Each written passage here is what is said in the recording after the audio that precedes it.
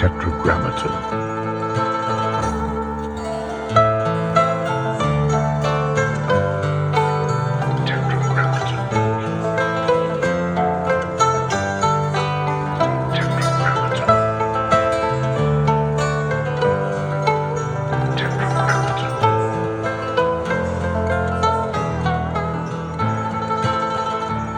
And I've been trying to wake up an hour and a half before sunrise. So in Miami, that's about 7 a.m. So 5:30. I start with very easygoing nostrils, right, left, little sensations in the fingers, seeing what side am I waking up on. Is it my left side or my right side, my creative side or my logical side? I then try to get out of bed, whatever side feels a little bit more. Beautiful. I then go downstairs. I obviously don't turn on my phone, but I don't turn on the light. I light a candle. And I just start with slight hip openers and a little bit of yoga just to get comfortable. I cannot sit the way you're sitting yet. I'm working on it. And I'll do that for 20, 30 minutes. And then I will get as comfortable as I can in the seat and just breathe in and out from my nose for 20 minutes. Nice. And I've been noticing every day that I do it, every day is different adventure. When the thoughts come in, I let them go. And the level of clarity that comes at the end of it is phenomenal. For me, because my practice is Judaism, at the end of it, I put on my tefillin. Beautiful. I do my prayers for about 15 minutes. It's about 7 a.m. I wake up the kids. I get 45 minutes with them, and I start my day. Fantastic. And what I realized before, I was so busy doing that there was no Adam time. And that time from 5:30 to 7 is something I'm really starting to cherish. Some people say that praying is speaking to God and meditation is listening. I think I was busy doing a lot of speaking. Yeah. And I think lately, listening has been what I've been craving more. Nice. Tell me the WeWork story from the beginning. To tell that story, I'll say one thing about myself first, because I don't think that everybody is clear about that. I was born in Israel. I moved 13 times. By moving from place to place, I always found myself in a new community. Being the new kid in every community means you have no friends on the first day. I would always be attracted to the other kids who had no friends. And my goal in life used to be to make the uncool kids cool. It would take about a few months, then we would all become friends, and we would move to the next destination. And I did that literally 13 times in my childhood. The place I lived the most was in a kibbutz. For people who don't know what a kibbutz is. What's a kibbutz? A kibbutz is a version of, there's very few. There used to be hundreds of them in Israel.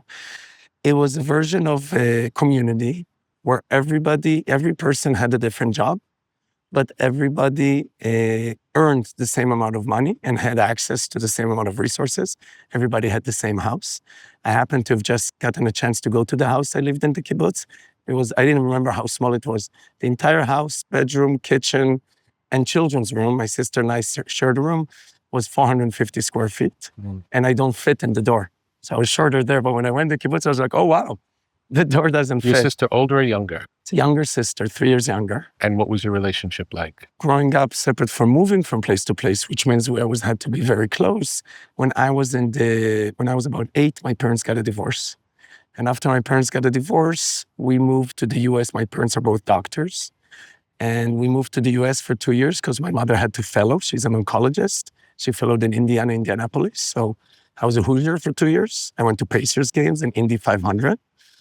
And that's where I learned how to speak English because I'm very dyslexic. And for very dyslexic people, one of the toughest things is a new language. When we moved to Indiana, I asked my mom when I went to school the first day, I said, what am I going to do? How am I going to order food? There's a cafeteria. I don't know any words in English. She said, say peanut butter and jelly. So I learned peanut butter and jelly. And for the next 2 months, every day I wait in line and everybody gets there and they order their hamburgers and their fries and their chicken nuggets. And all I can say is peanut butter and jelly. And one day after 2 months, I was like, I can't eat one more peanut butter and jelly. And I had the courage and I said the word hot dog. And from there, I started learning. And that was the 2 years. So at this stage, my parents are divorced. It's my mom, my sister, and I. We're living alone in the US. And as we go back to Israel, my mother wanted us to have a special experience. And that's how we got to the kibbutz. And in the kibbutz, because everybody has a job, she was the doctor at night. And in return for her being the doctor at night, we got the place to live. So she worked the whole day in the hospital, and then at night she was a doctor. And the reason the kibbutz for me is so relevant, because my life had a lot of ups and downs and a lot of different challenges, the first time that I felt safe was in that community.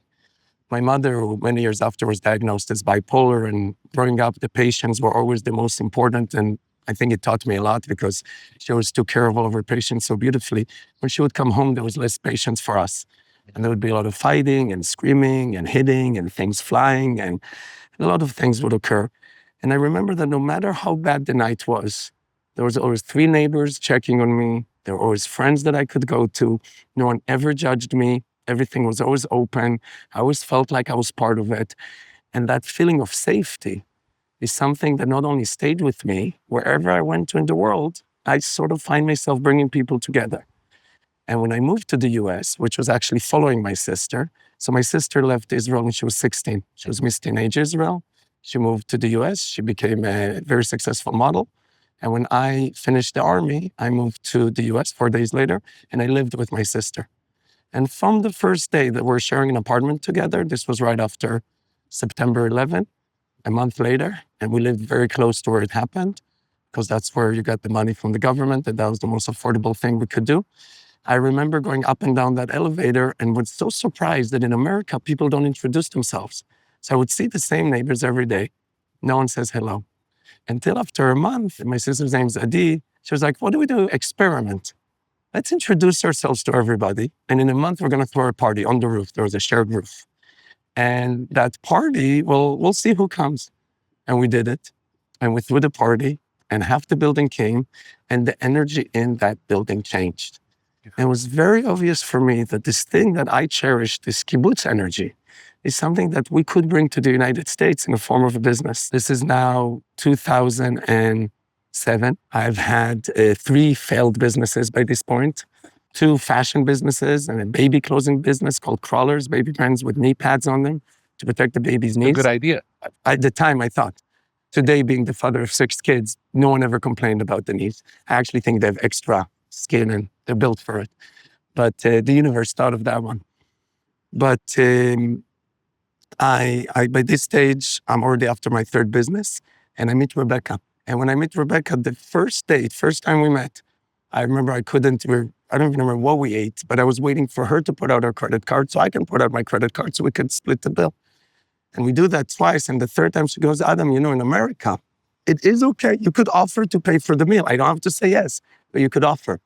And I said, no, I'm an entrepreneur and my money's in the business. She goes, I don't know what kind of entrepreneur you are, but if your money's in the business that you can't invite someone for a meal, you might not be a great one. And it's interesting because I think it was the first time someone talked to me that way. Yeah. And I found it not only intriguing, but I was like, wow. And I said, no, you don't understand how business works. And she was like, maybe you don't understand how business works. And that kind of discussion very quickly became a very passionate relationship. 3 months from the moment we met, I proposed. Wow. And after we were together, one day, it was 2 a.m., 2 o'clock at night, I was talking to the Chinese manufacturers of the baby clothing. I was screaming at Mr. Mao, Mr. Mao, Mr. Mao. And she woke up there and she said, if you wake me up one more time screaming at your Chinese manufacturer for a company that makes no sense and is probably never going to make any money, it's really going to be an issue. I was like, what do you mean? This is my business. And she goes, what do you know about babies? What do you know about fashion? Why is this your business? And again, and this was what's so interesting about a relationship, I said, well, because I like being challenged. I said, well, what do you think my business should be? And she said, it should be something you're very passionate about. It should be something that you think can actually make a positive difference. And you should be so excited to jump out of bed that everybody wants to join you. So I said to her, well, do you have an idea of what that business might be? And she said, no, but I can tell you one observation I have about you. You love real estate. I said, I don't know anything about real estate. She said, well, when you and I walk down the street, some men, they look at many things that cross by their way. Their eyes wander. Your eyes look up. You're always looking at buildings. And again, I listened. And the next morning I walk and I noticed that I'm looking at buildings. And from that moment, I just started getting preoccupied in this concept of community and buildings. And very soon after, and I think that's how the universe speaks, I think it's speaking to us right now. Yeah. This landlord in Brooklyn, out of nowhere, says to me, starts talking about my baby clothing business and tells me how horrible it is. And I said, his name was Mr. Gutman. I said, Mr. Gutman, why would you say my business is so bad? He said, Adam, I have 9 children. My wife loves buying baby clothes. She's not once bought from your store. I don't think you're even going to pay me rent next month. I said, Mr. Gutman, how much real estate do you own? He says, everything, as far as the eye can see. And I said, well, it looks empty to me. You don't know a lot about real estate. And we would go back and forth for 6 months. Till one day he takes me upstairs to one of his buildings, said, Adam, what would you do if I gave you this floor? I read this in your book. I think sometimes people think ideas come after thinking deeply for many years and coming up with that perfect idea. It came on the spot, instantaneously, which made me know that it's not mine. Yeah. I think when you take your time, maybe you think you own it. When it comes out of nowhere, you could give it, it's bigger than you. Yes. Came from something bigger than me. I said, well, Mr. Gutman, I'm a small business owner and I pay you a lot of rent, but I only have 5 people. I would love a small space that fits the 5 people with some shared services, a receptionist, and everything in between. Your floor makes, you charge $5,000 in rent. We'll charge $1,000 a space. I think we can fit 15 spaces. We'll get 15,000. We'll pay the receptionist $2,500. You'll get $7,500. I'll keep the difference. He said, interesting, and I went home, not thinking anything about it. Yeah. I come the next day, he calls me, so excited. He said, Adam, why do 1 floor if we have a whole building? We'll put the receptionist downstairs, we'll save the cost, we'll fill up the whole building, I'll get this much, you'll get the difference. I said, great idea. The next day I went to Miguel McKelvey, who was then my co-founder at the time, he's an architect, a do-it-all architect. And in one night, the business cards, everything gets created. It was called GreenDesk. It's an early mover on the environmental movement. And it was a green shared office space. But back then, coworking was not the concept that a lot of people knew. And the launch was May of 2008. And you weren't aware of co-working before the idea. Interesting question. At the time I go to Baruch College, Yeah. I actually had a person sitting next to me, a woman who was older. And her son had some version of co-working, but was very different than this and did not have a brand behind, had no purpose. It was just, let's split space. And we actually had an entrepreneurship competition. And she joined me to the competition. So I would always hear stories of her son. And our concept was called Concept Living. And was a building, not an office space. Yes. We shared services. It was Flow. But a long, long, long, long time ago. Yeah. We never made it even to the second stage of the competition because the dean of the business school told me that you can't disrupt real estate. It's too big, so the idea doesn't make sense. So I heard about the idea. I wasn't aware of it as something that brings two people together. I never thought about it as the place where that same community, that same kibbutz that as a child made me safe would make others. And I think the timing, which is another thing in life, was perfect. Yeah. Because it was after the crash of 2008, because people were getting fired, because people were changing their life and changing what they were doing. It was a perfect time to start that business. And I remember our partner told me, Adam, the business is not going to succeed. And I said, why? He said, because real estate always goes down when the economy goes down. I said, well, this is not real estate. It's going to be counter-cyclical. More people are going to want to be here. More people are going to, because when people have the courage to start something new. And we started in May 2008, and it just took off. It was positive cash flow. How did it start? We put 5 ads in Craigslist. No money for marketing. 5 ads. The first floor was 92% full within 5 business days. What did the ads say? Probably something to the tone of green, communal, shared workspace, something like that, something simple. And it happened right away.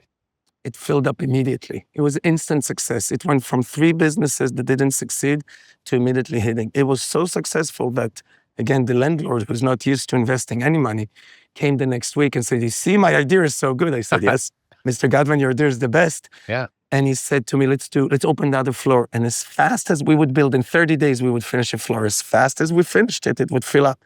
Then another floor, and another floor, and another floor. And at the same time, I'm starting my spiritual journey because Rebekah, immediately the moment success is starting, is noticing that this thing that drove me, this community, suddenly something is competing with it, that success.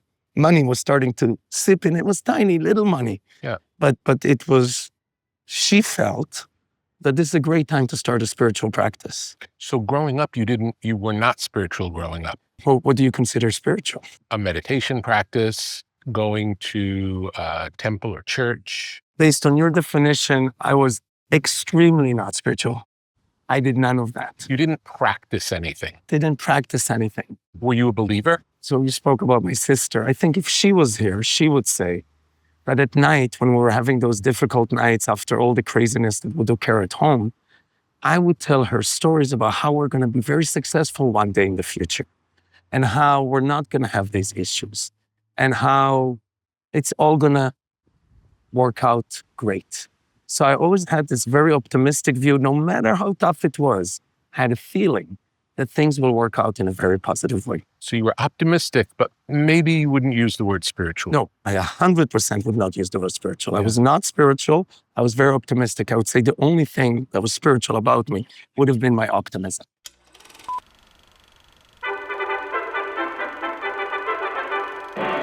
As nutrition science advanced through the mid-20th century, researchers began to understand that modern eating patterns, limited variety, processed foods, and time constraints could leave small but meaningful gaps in daily micronutrient intake.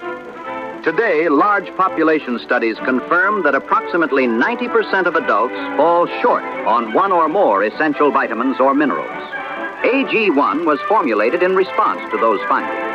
Each daily serving provides clinically informed amounts of commonly underconsumed essentials, with more than 75 vitamins, minerals, and whole food source nutrients, including vitamins A, C, E, B6, B12, magnesium, zinc, selenium, and iodine, delivered in forms the body can readily access.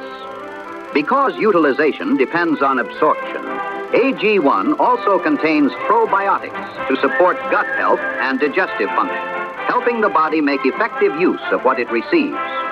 AG1 contains no gluten or dairy, uses no genetically modified ingredients or artificial sweeteners, and is suitable for a wide range of dietary approaches, including plant-based, paleo, keto, and low-carbohydrate diets.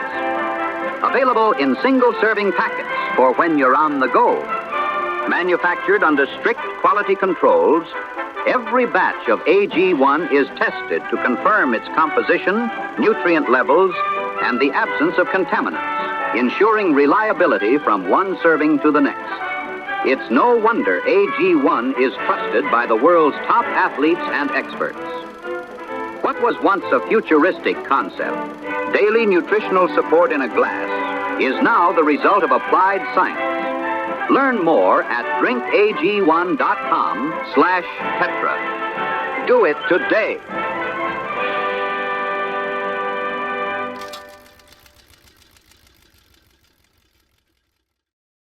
Tell me more about the kibbutz. Would you feel like the other people in the kibbutz was like an extended family or no?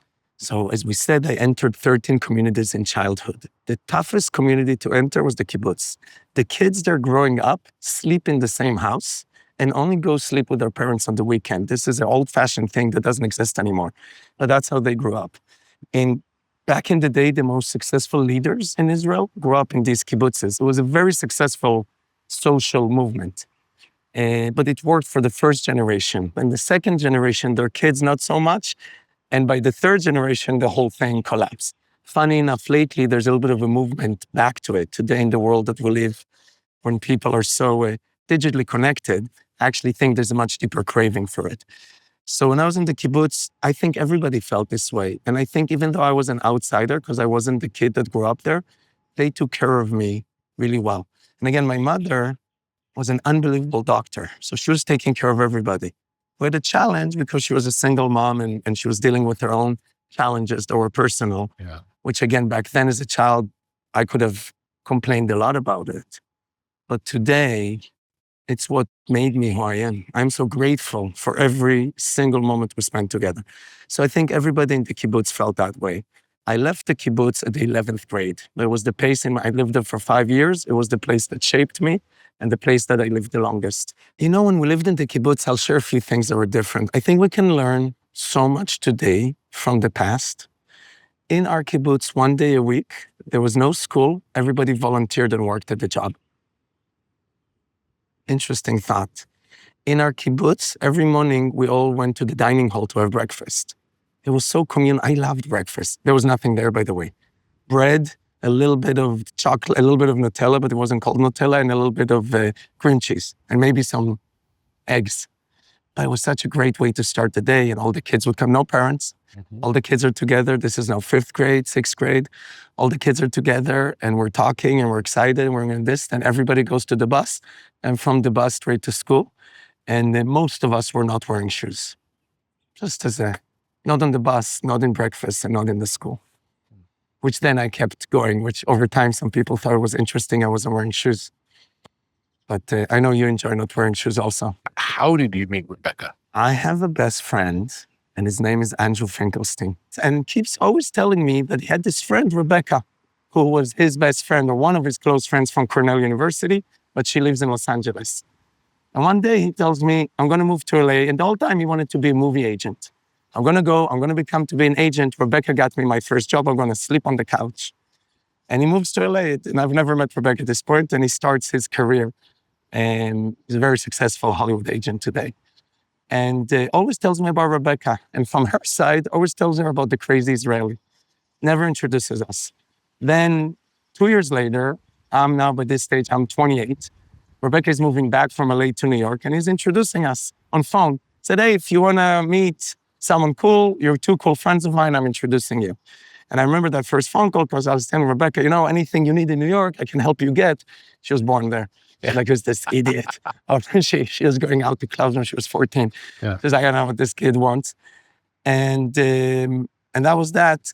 And a week later, she just out of nowhere calls and says, hey, if you want to hang out, me and my friend are hanging out, you can come and say hello. And I do that. And I go, at the time I have no money.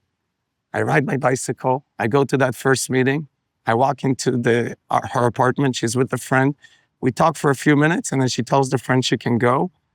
And it was just an instant connection. And you already knew of her for years, but you'd never met her. Never knew how she looked, never saw a picture. Yeah, I never spoke to her before. Never spoke, just that one time. Yeah. Knew of her. But again, the thing that got me that first time we met, and I think there's a lot to learn from this, it was like she put a mirror in front of my face and said the truth, not caring. I think one of her superpowers is how authentic she is. Yeah. She just looked at me, and within a few minutes, she was like, wow, you talk big and you don't have anything. And I was like, well, what do you mean? And she goes, the way you're talking, it's like you're so successful, and I can literally tell that you're broke. So it's a little ridiculous. Yeah. It's like, how do you know my bank account? And she goes, you just came to meet me for the first time. You couldn't even shower and taken a taxi. You drove your bicycle. You probably couldn't afford a taxi. And it was true. Yeah. It was so true. And it was just instantaneous. Amazing story. Amazing story. And you hit it off right away. We hit it off immediately. It was right after I broke up from a girlfriend. And after the second day, I came back and I said to her, look, you're amazing, but I just broke up from a girlfriend. I had this plan to sort of be men around town for a second. And so I'm just letting you know that I'm not. And this is her strength. She goes, really? I said, really? She goes, no problem. Come back when you're ready, but I don't want to hang out until then. I was like, okay. Wow. And I go for 2-3 days, and everybody was like, that was weird. Why wouldn't you want to hang out with me? And 5 days later, I call her, and I was like, hey, what are you doing on Sunday? She goes, I'm going to my Father's Day, something. Not intending for me to say anything because it's Father's Day, again, a very American thing. And I say, and we talk a little bit more. She's just being polite. She said, do you want to come? Sure, I'm not going to say yes. I said, of course. She tells me many years later that she never thought I would want to come to her Father's Day activity. And we hang out and we go to her Father's Day. I meet her entire family. I sort of move in the next day and I never leave. So tell me about her invitation for you to find your spirituality. So we're hanging out. I never leave. We're a month into it. And she comes home one day. I'm working at my baby clothing company at the time, doing 2 million in sales and 3 million in expenses. So we're just losing money, rolling it, making ends meet, making things come together. She comes to me and she goes, I don't think it's going to work out between us. This is now a month in and I am head over heels. as I think you say here. And I said, what do you mean it's not going to work out between us? She goes, I think the man that I'm going to be with is going to have a spiritual practice. It's very important for me in my life. And you really don't have one. And I don't think you're interested in one. And therefore, I don't think it's going to work out, but it's okay. You're going to do great. And I think you're going to do great and very good looking. A lot of girls are going to be interested. Don't worry about it. You're going to do fine. I'm like, wait. How would someone go around having a spiritual practice? She goes, well, some people do yoga, some people meditate, some people pray. There are many different ways for many different people. I said, well, what do you think a good one for me would be? She said, well, you are Jewish. There's this thing called Kabbalah. Why don't you explore that? It's the mysticism of Judaism. You'll like it because she knows very anti-religious. Anything religious, being Israeli, a lot of people don't know this. You don't like religious. If it's forced on you and it's religious, you walk the other way. You want to choose. I didn't know that at all. People don't know that. Yeah. That's a lot of the split. There's the stories from the outside that we hear, and there's what actually happens. Yeah. There's a big divide in Israel between religious and non-religious. Tell me about that. It's a big topic, but on a very high level, growing up the way I grew up, we grow up, when we're 18, we serve in the army. We go and get whatever jobs we get. We pay our taxes. We do what we think is our civil responsibility. Remember serving from age 18 to age 21, in my case, till almost 23. I almost did 5 years because I was a Navy officer. Serving at such a young age, I think is such an important thing because it's exactly the age where you really just want to take care of yourself and have fun and party and do whatever it is that 18-year-olds really want to do. And by being forced to serve, it already gives you a different take about life. There's an You have responsibilities? Extremely. Depends what your position in the army is. I was specifically a Navy officer. I did at age 21. What in the US, they do at age 28. It takes your age because they have less money. Yeah. And they need to get things. You have tremendous responsibilities. But even if you're a soldier working, you have huge responsibilities. And there's many, many lessons I learned there. But one of my biggest lessons was before you become a great leader, you must know how to follow orders. If you don't know how to be a soldier, if you don't know how to do the basics. You can't be a general if you haven't been a good soldier. You can't. You can be an okay general or okay leader. Because you need to understand what it's like to get information given to you. But I also think because you need to learn that you're not in control. And when you always think you're in control, you never let go. And when you don't let go, when is the universe going to get a chance to come in? I actually think, I have an acupuncturist who tells this great story. He goes to Mexico. There's this hot water river, and there's a pool that fills up every day in the morning, and then everybody bathes in it, and then they empty it at night. He wakes up early for his meditation, and he sees the guy cleaning the pool with a mop, moving around like Tai Chi. It looks like it's movements from a master in martial arts. And he brings an interpreter, and he goes to that guy, and says, excuse me, it looks to me like doing martial arts, but you're cleaning the pool. What are you doing? He said, I'm doing what my father taught me. And he said, and who taught you? What did your father used to do? He said, he used to clean this pool. And who taught your father? He said, his father, my grandfather. And he used to clean this pool. This pool is healing for people. We take every move that we make in this pool as an art. And we've practiced it for our entire life. You could take something as simple as cleaning a pool and view it as your spiritual practice and something that's in the service of others, or view it as a horrible chore and be very busy complaining. Beautiful. Beautiful story. That's what you learn in the army, if you want to or not. And someone with my characteristic, it's a must. Because if you look at me before and after, I was still not in a great place after. But the me before and the me after are two different things. How would you describe you before and you after? Me before is I grew up in this kibbutz. We did whatever we wanted. We were part of this community. We didn't wear shoes. We just enjoyed every second of life. And we were just looking for more ways to have fun. It's not that we didn't have responsibilities, we did, but it was all about the community of children and coming together. It was like a storybook of what kids can do to have fun. And that was one piece of it. And the other piece of it was the challenges at home and all the different things. And sort of in between, school was not a big deal. Most classrooms, most days, teachers would literally walk into the classroom. Adam, leave. Okay, now we can start the class. And I would start wondering, education there was not a perfect fit for me. Me after, I knew that when I am part of a team, if I can get the team to follow or to partner with me, there's not many things I couldn't achieve. With that energy, I arrive into the US. This is after September 11th, so there was just a horrible terrorist attack. New York, if you remember, the time is changing. There's the New York before and the New York after. I actually think New York had a golden era afterwards for 10 years at least, and from what I've understood and my experience. People from all over the world are coming to New York, and it's always at the back of my mind, this thought that I could basically do anything I put my mind to, as long as I can get a team to believe in it and join. The problem at that point is I have all that knowledge, but I have no spirituality. I have no purpose. So when you take a person that's capable of doing that, but you don't give them a purpose, I think that's where trouble comes.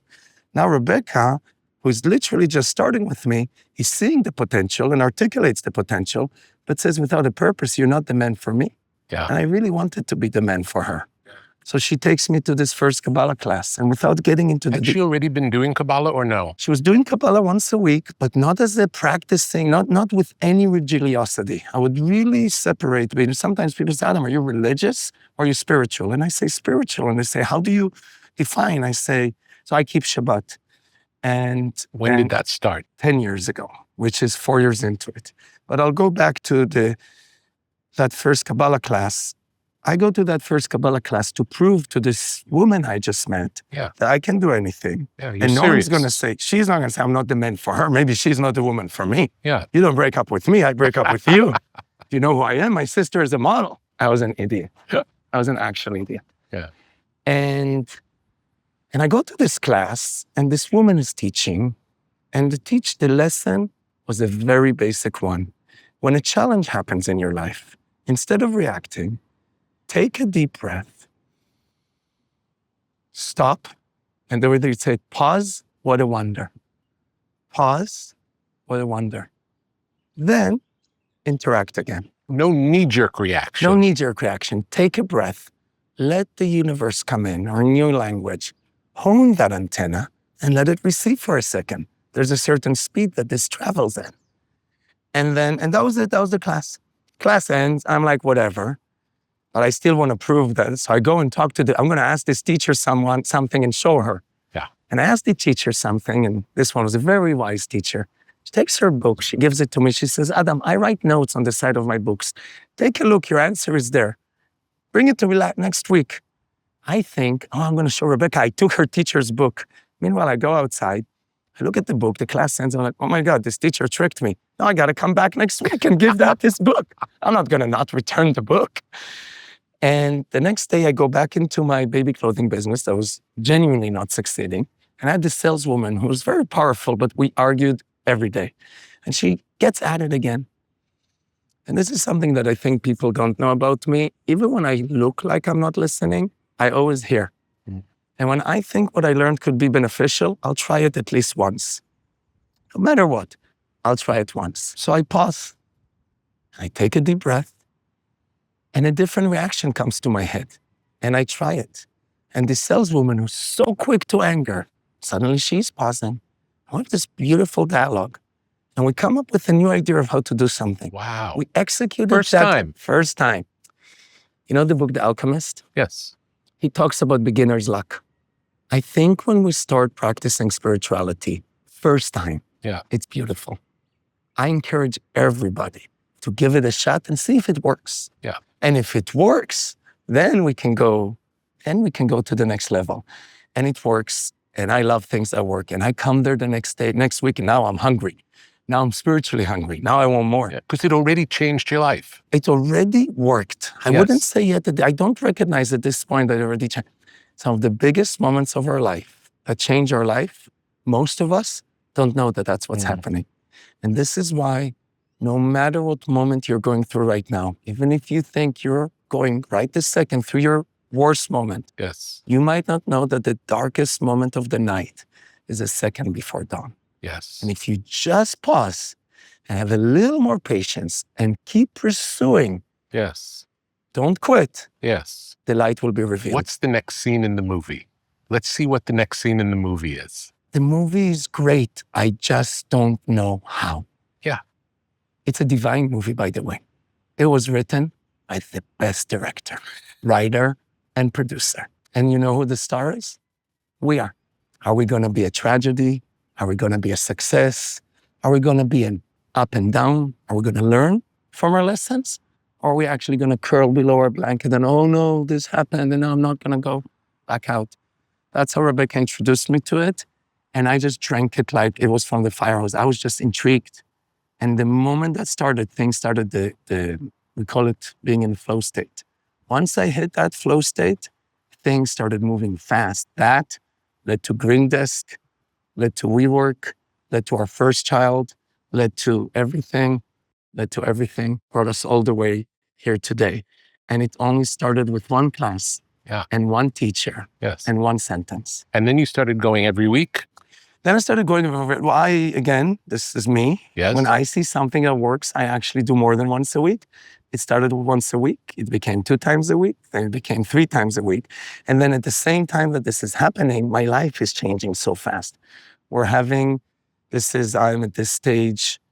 I meet Rebekah at 28. I'm now 31, 32. I'm having my first daughter. That's a miracle. We're starting to have that experience. And then we're launching WeWork, and WeWork starts just shooting up. And now you got starting of WeWork. Now you got back starting of WeWork. So we said that we had that business GreenDesk, and this landlord kept growing and growing. And after a few months, I saw that this business could be a national business. And I go to him, Mr. Gutman. I said, Mr. Gutman, if you invest in us, the number is $20 million. We will give you 50% of the business, and we will build this thing national. And Mr. Gutman said, I'm sorry, it's not for me. I like Brooklyn, but if that's what you guys want, and there's actually a deeper story there, but maybe for another time. Mm-hmm. If that's what you guys want, then I encourage you to go for it. I will buy you guys out, and you guys run with it. And we agree on a number, but he won't pay the entire number up front. He's only willing, the number is $3 million. We own 50% with another partner, so $1.5 million. Miguel and I $1 million. But he's only willing to give us $300,000 over $1 million. The rest is installments for the next 4 years to ensure that we don't enter Brooklyn with our new business. So we don't compete. He just wants Brooklyn. Yeah. By the way, back then, Brooklyn, no big deal. Well, Brooklyn became quite a big deal. But he wanted Brooklyn. Did he grow the company in Brooklyn as well? First of all, it still exists and is successful. So yes, he grew it, but not with the concept of community and the soul behind it. Yeah. But it still exists today, and it's still successful today. And coworking is a successful business today. And this was the beginning. This was the seed. Mm-hmm. And what's interesting is when we come to start WeWork, so then Miguel and I want to start WeWork, and people have heard the story before, so I won't get into it, but we did take 6 months to come up with the name. So we knew we had an amazing business. I knew this business was a home run. I felt it. I knew it was right. And you already experienced it. You Experienced a lesser version of it. Early this version. one had a higher intention than the first business. 100% true. This one had time to put thought. And this one had Miguel and I sitting with a whiteboard for 6 months, planning it. We used to draw a picture of what we would do 9 years into it. It was very similar to that initial picture that we drew. Wow. I will send it to you so you see it. Yes. It's a beautiful picture. But the name's not there. Yep. And I'm not willing to start the business because by this stage in my spiritual practice, I know the power of words. And I need a name that describes this vision. And I can't come up with it. And one thing we didn't say about my friend Andrew Finkelstein, who introduces me to Rebekah, when we fall in love and I call and tell him we're going to marry each other, he stops talking to us for 3 months. He had a relationship, nothing to do between him and Rebekah. He was so upset because he knew the Adam he knew was the Adam that used to party a lot and go all over and I used to hang out a lot. Yeah. And Rebekah was his close friend that he was so worried about. And he thought she was some innocent lamb and I was the wolf. And he didn't want the wolf to get close to his close friend. So he called Rebekah and said whatever worst things he could say about me. Wow. And there's a lesson there also, because if you call someone and tell them why you shouldn't be with someone, then they get really interested.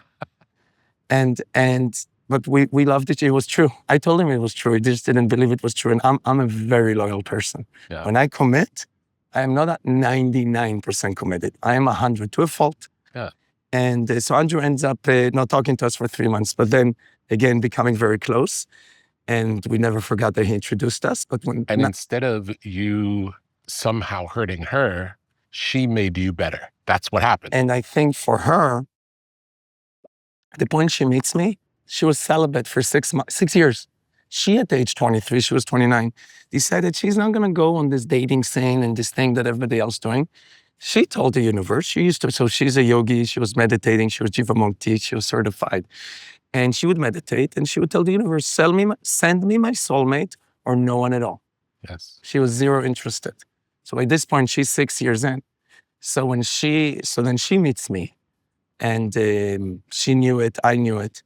And that's that. And then when it's time to launch the business and I don't know the name, I call my old friend Andrew Finkelstein, who at this point is in Hollywood. His career is starting to take off.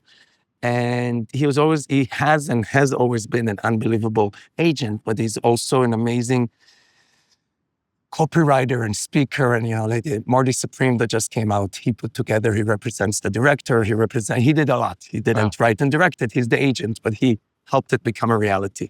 I was there for the whole process. And I called him, I said, I need your help to come up with a name. And I go to his house and we hang out the way we used to hang out. And this is now 2 a.m.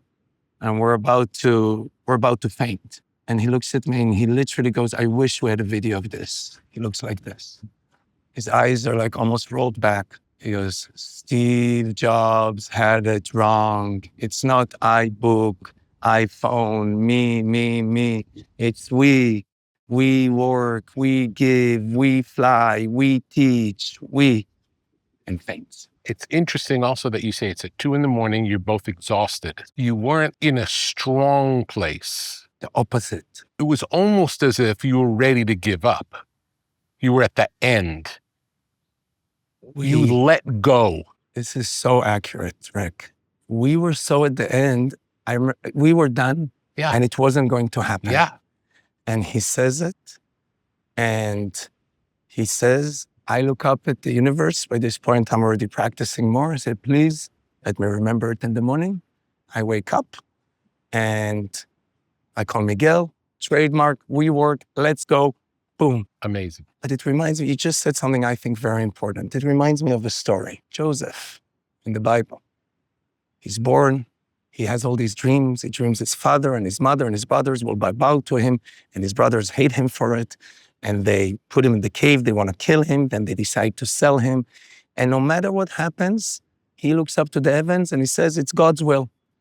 The brothers sold me. Maybe it's my fault I didn't speak. They sell him. If you don't remember the story, they sell him. He moves into slavery. Into slavery. He becomes slave to one of Pharaoh's right-hand people. He then rises, always, he always is blessed. He says, God's will. And he rises there as a slave. He starts running the house. Then the woman of the house, her name was Eshet Potiphora.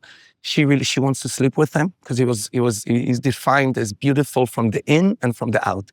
So he's very handsome and very smart. And she chases him. He doesn't want it. He runs away. The clothes gets ripped. Then she feels ashamed. She says he tries to rape her. He gets thrown into prison. And no matter what, God's will throughout his... Then in prison, he climbs to the top. He's helping run the prisoners. God's will.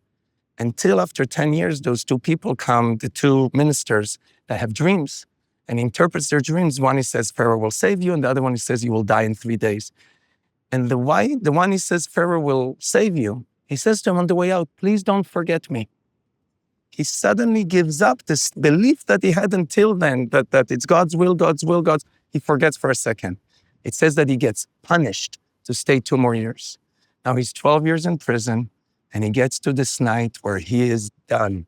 He's ready to give up. He says, God, maybe I don't deserve it. Maybe I need to be in prison. I will never leave. He gives up and lets go and goes to his lowest point.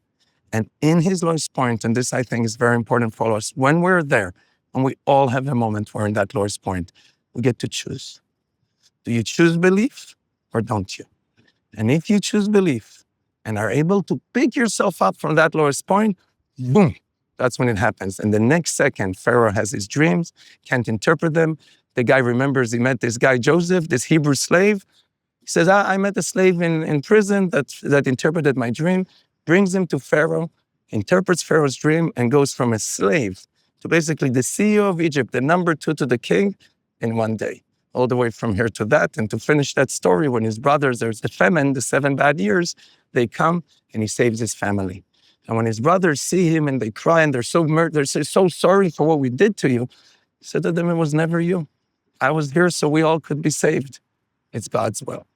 So I think what you're saying is not only true that in that moment that we let go, I also think it's the moment when we're at our lowest moment and we let go, where we can choose to believe. Yeah. I think there's also something in that lowest moment where you're not doing the work. There's space. You said earlier in your life, you were talking a lot and you weren't listening. When you're working, a lot of times you're talking, and there's not the space.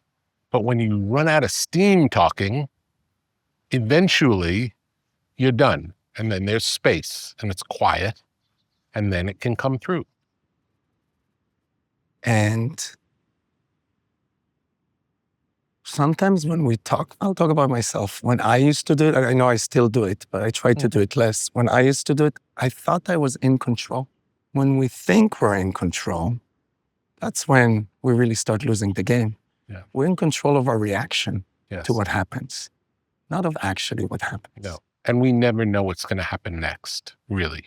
We really don't. No. The only thing we know is that it's part of that movie that you described before with the greatest director, writer, producer on the planet. Yes. And I'm always anxious to see what's the next scene, what's the next chapter. You know, the nice thing about what you said is if you're patient, you said anxious, but I bet you're also patient. Because if you're patient enough, the next chapter could be phenomenal. Yeah. I think there's no way to get to greatness without patience. I think there is no way to get to lasting greatness without patience. You could taste it. Mhm. We all know so many stories. I've been part of one of those stories. Mhm. You could taste it, but it's not going to last. I think if you want lasting blessings or lasting greatness, you need patience. You need to be aware that you're not in control. You need to accept the fact that sometimes, even though you don't know, and it's really, really scary, life is not about if you fell down. Life is only about how you get up. In a world of artificial highs and harsh stimulants, there is something different, something clean, something precise. Athletic nicotine. Not the primitive products found behind convenience store counters. Not the aggressive buzz that leaves you jittery, but a careful calibration of clean energy and focused clarity. Athletic nicotine. The lowest dose tobacco-free nicotine available, made entirely in the USA. No artificial sweetener, just pure, purposeful elevation. Athletic nicotine is a performance nootropic. Athletic nicotine is a tool for shifting mindsets. Athletic nicotine is a partner in pursuit of excellence. Slow release, low dose, gradual lift, sustained energy, soft landing, inspired results. Athletic nicotine, more focus, less static. Athletic nicotine, more clarity, less noise. Athletic nicotine, more accuracy, less anxiety. Athletic nicotine, from top athletes pushing their limits to artists pursuing their vision. Athletic nicotine offers the lift you've been looking for. Learn more at athleticnicotine.com/tetra and experience next level performance with Athletic Nicotine. Warning, this product contains nicotine. Nicotine is an addictive chemical. So you have the name, and what happens next? It's miraculous. It's on fire. What's the first thing you do? I go and find a building on Lafayette and Grand that wasn't that cool yet, from a landlord that didn't like to give any money and was like one of those very tight landlords. And I convinced him to pay us enough to build it. It had 5 floors. The idea was we'll rent the top floor and we'll do so well, then we'll rent the floor below, the floor below, the floor below. And the reason you start in floor 5, when you do construction afterwards, you're always doing below people and not above their head. Make less noise was the thought. And I convinced him to do the deal, but here's one thing. We must put $300,000 in a letter of credit. Otherwise, we can't do it. The exact same $300,000 that we got from the sale that the partner was willing to give us before the installments. Dollar for dollar, same amount. That same amount moves, and I think that's how energy moves when you're in flow. That energy moves from that idea that was, like you said, the early, to a slightly more intention-oriented idea. Now it's there. And we're under construction. We do the first floor. We get a very small budget from him, which is amazing because never for the next 9 years in the history of WeWork can we build for that price that we built the first time. Why? Because we were constrained. Because constraints is the mother of all innovations. It's what takes us to the next level. And we design it, we build it. I still remember the night before Miguel was about to have his first son. He gets overwhelmed the night before, and we had a few employees. We all go and finish it, and the place it fills up within a month. 99% full. Next month, next floor, next floor, next floor, next floor. And that's the case and the first building is done. And we go to do building 2. We have no money. We raise our first round, and that's where it starts. Where's building 2? Building 2 is on 35th and 5th, right in front of the Empire State Building, literally right in front, which at the time was not considered a good location. But for me, being an outsider in New York, I said, what are you talking about? I can see the Empire State Building from the roof. It's beautiful. Sometimes I've learned this a lot in life. The ones who know everything because they've been living in that market forever actually might be limited. And for me, coming from the outside, a fresh set of eyes on any situation, or I like to think of it more as a childlike look. Rebekah thinks she has 7 children, not 6, me being the toughest one, number 7. I look at life as a child, for good or for bad, which allows me to see situations from the beginning. So that's building number 2. And we raise our money from the first person, and we just start running. My third building is in meatpacking. At the same time, also, as I said, New York is happening. Meatpacking is starting to happen. There was a club called Lotus. We used to go there every Tuesday night. Danny A was at the door, and we just loved the meatpacking. It was so. I don't know if you remember meatpacking back then. So cool. The original restaurant before rent became expensive. It was such a great place to be. And I just wanted a building in the meatpacking. I find the landlord that no one can do. I was very good at doing the deals with the ones that no one can do deals with. Find the landlord that is impossible. We become friends. I understand him. He understands me. Also seems like as you have success, it's easier because you have examples. We're not there yet. Because this is same year, right? This is the early success. So it is success. And remember, real estate people are very good at saying no. They know everything. Their business is cyclical, so they've been there, done that. But at the same time, if you remember, you're now 2010, office is only starting to be at the rise. So there's a lot of empty space, which gives us an opportunity. So we do meatpacking, which is amazing. And I want to do San Francisco. And the reason I want to do San Francisco, I want it to be a national brand. And my head was like, okay, we'll be national by being on 2 coasts. So we go so 3 is the answer. And number 4 is San Francisco. And how was the reaction? Tenderloin. How was the reaction in San Francisco? The concept of people wanting to be part of something greater than themselves and wanting to be part of a community. And when you start business and you have 1 or 2 employees or by yourself, to go to the coffee machine and talk to someone, to need an accountant. Today, we'll talk about it later with AI, the world's different. But to need all this help and meet 5 different people around the coffee machine that you can just talk to share the struggles and the successes with people in a like-minded place was relevant all over the planet. It made tremendous amount of sense back then. The only time I would say it makes more sense is today. Because the more people are getting connected digitally, the less they are connected physically, and the more they crave it. But back then, it was unbelievable in San Francisco is the answer. And then did you do more in San Francisco, or did you spread out? Adam back then was very busy doing push everything out. By the time I did San Francisco, I might have done 1 or 2 more buildings. I was ready to go global. I wanted London.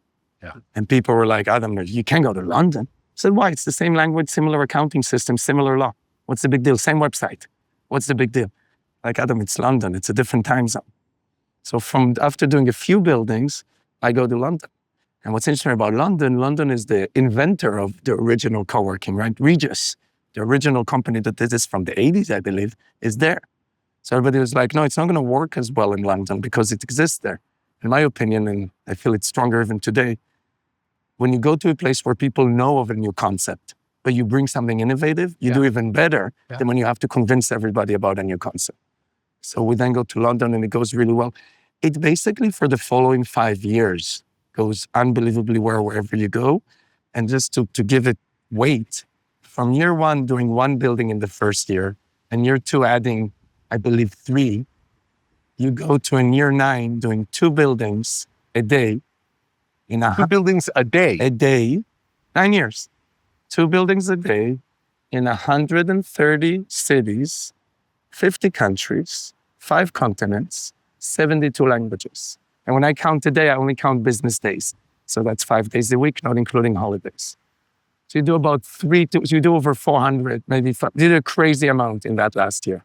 It's an unbelievable story. It was an amazing journey. And you know something about that journey that sometimes doesn't get spoken enough?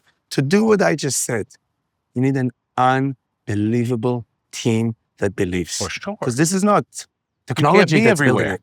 Not only can you not be everywhere, this is physical labor. Yes. This is architecture in all these languages. This is construction. This is and then it's operations and hospitality and accounting and.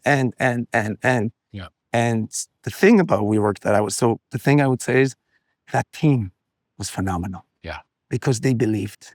And if you ask them, I just met one of them a few weeks ago. He works in Archer, which is the vertical takeoff drones. They're doing really well. And he's top 5, and he used to be one of our heads of construction. And he sees me, he's very nice. And he says, Adam, I just want you to know the reason I'm doing so well is because of everything you taught me at WeWork. And I said, I didn't teach you how to work in a vertical takeoff drone company. Like, what does construction have to do with that? Yeah. He said, no, you taught me that if I put my mind into it, and I get a team to work with me, and I put purpose and mission first, I can do anything I want. Amazing. And that has worked phenomenally for me. So that's the first 5 years.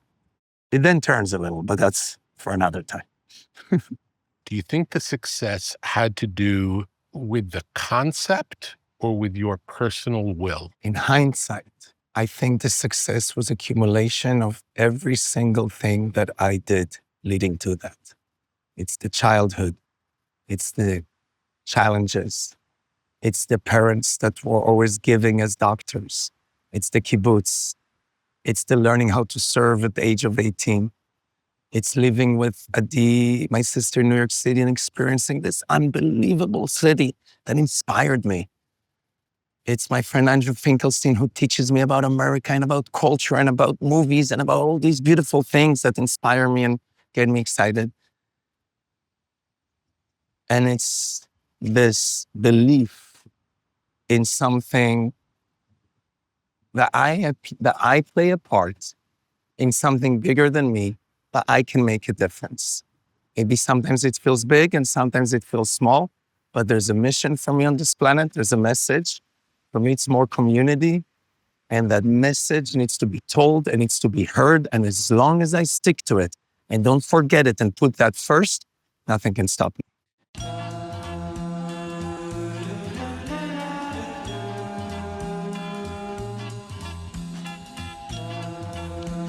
LMNT, Element Electrolytes. Have you ever felt dehydrated after an intense workout or a long day in the sun? Do you want to maximize your endurance and feel your best? Add Element Electrolytes to your daily routine. Perform better and sleep deeper. Improve your cognitive function. Experience an increase in steady energy with fewer headaches and fewer muscle cramps. Element Electrolytes.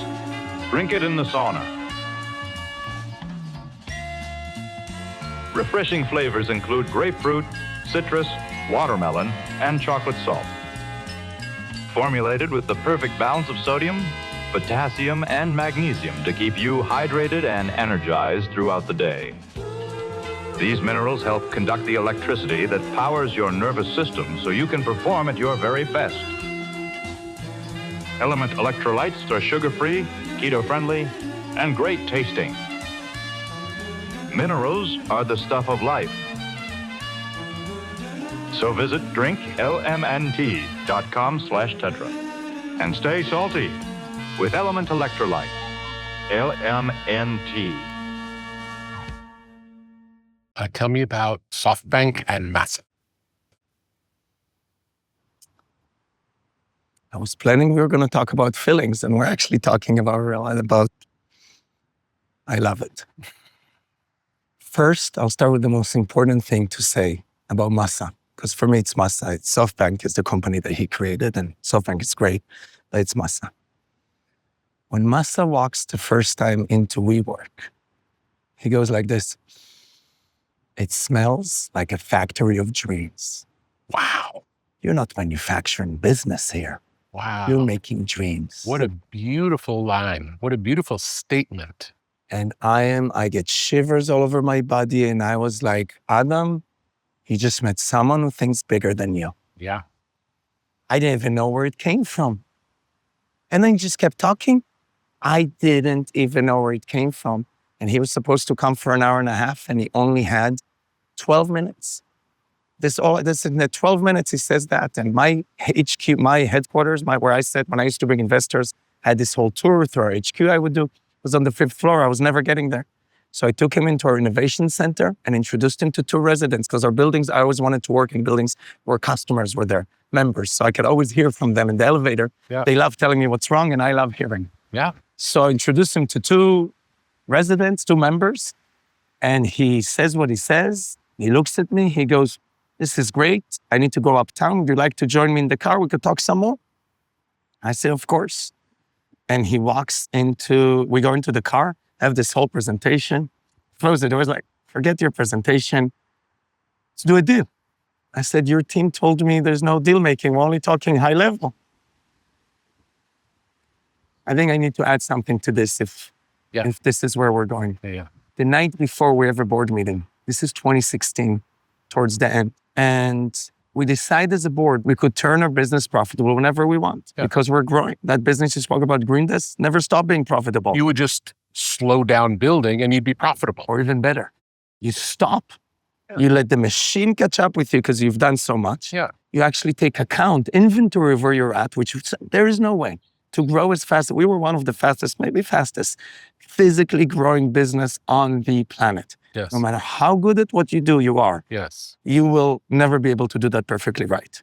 You stop, you let the deals catch up with you, and you reconsider everything you're doing. You look at everybody. Is everybody in the right roles? Do we have enough employees? Do we have too many employees? Is our technology working? What do we need to do? You take a moment. Because up until this point, you're sprinting. I think sprinting would be an understatement. I think if you came, because I know you a little bit, I think you would have told me after our meeting that you need to take 10 minutes and meditate before you go downstairs. Yeah. Because you would have felt that, because that energy, I think you'd have loved it. Yeah. But that energy was electric. Yes. We were flying. It used to say outside of my door, we do the impossible every day, miracles once a week. And we meant it. Yeah. We meant it. And it happened. It happened. Yes. It happened. We meant it. It was happening. How big is WeWork in 2016? I would need to go back. It's been some time, approximately. I'm going to guess, I remember it by buildings and revenue. WeWork is at $450 million revenue, going to 900 million. So WeWork is doubling, not just in size every year, but in revenue, which then doubles your expenses and the growth and everything that comes. It's a $16 billion company of its last valuation. It's for sure in Europe, in the United States, and in Latin America. Wow. At this point. And we're flying. And we're working. We are working many, many, many hours. Everyone, the employees, myself, everyone's working nonstop. We have the board meeting the night before and we agree. We say, we're going to go out to raise money. One more time. One of my abilities is that I am able to raise money because I'm able to bring people with me towards the direction I want to go. And I'm also, for people who know me, I keep my word. If I say we're going to double by this number, I do. If I say we're going to hit this goal, I do. So people who get to know me, the best people for me to raise money for are second time. People who passed the first time but heard what I said. And then I come to them the next time and say, let me show you what I did since we met. Yeah. Then they're like, oh, wow, you told us 10 things. We thought you were going to do 1. You did 9. Yeah. And then they would want to join the journey. And so we had a board meeting and we decide that I am going to raise 300 million. Mm-hmm. We're going to take a pause. Yeah. We're going to clean everything up. Yep. We're going to turn the company profitable, stop signing leases. Yep. We're going to take the company public. And not only are we going to take the company public, it's 2016 going to 2017, we're not going to worry about our last valuation of 16 billion. We're going to take it for 10. Again, but at this point, we weren't using valuations, at least on my side and my executive team. We believed that our solution is so correct, and it worked everywhere. Yeah. There was not a place on the planet you opened this thing and it didn't work. We knew. You had proof. We had proof. Yeah. We had belief. Yeah. We had everything we needed to know, and the plan was solid. You slowed down for a second. And then next morning, I meet Masa. And we sit in his car, like the story I told you, happens what happens. He invites me into his car. We sit in the car, he says, what's the deal? How much are you looking for? So again, it happened the night before, and I'm already by this stage, I am studying spirituality.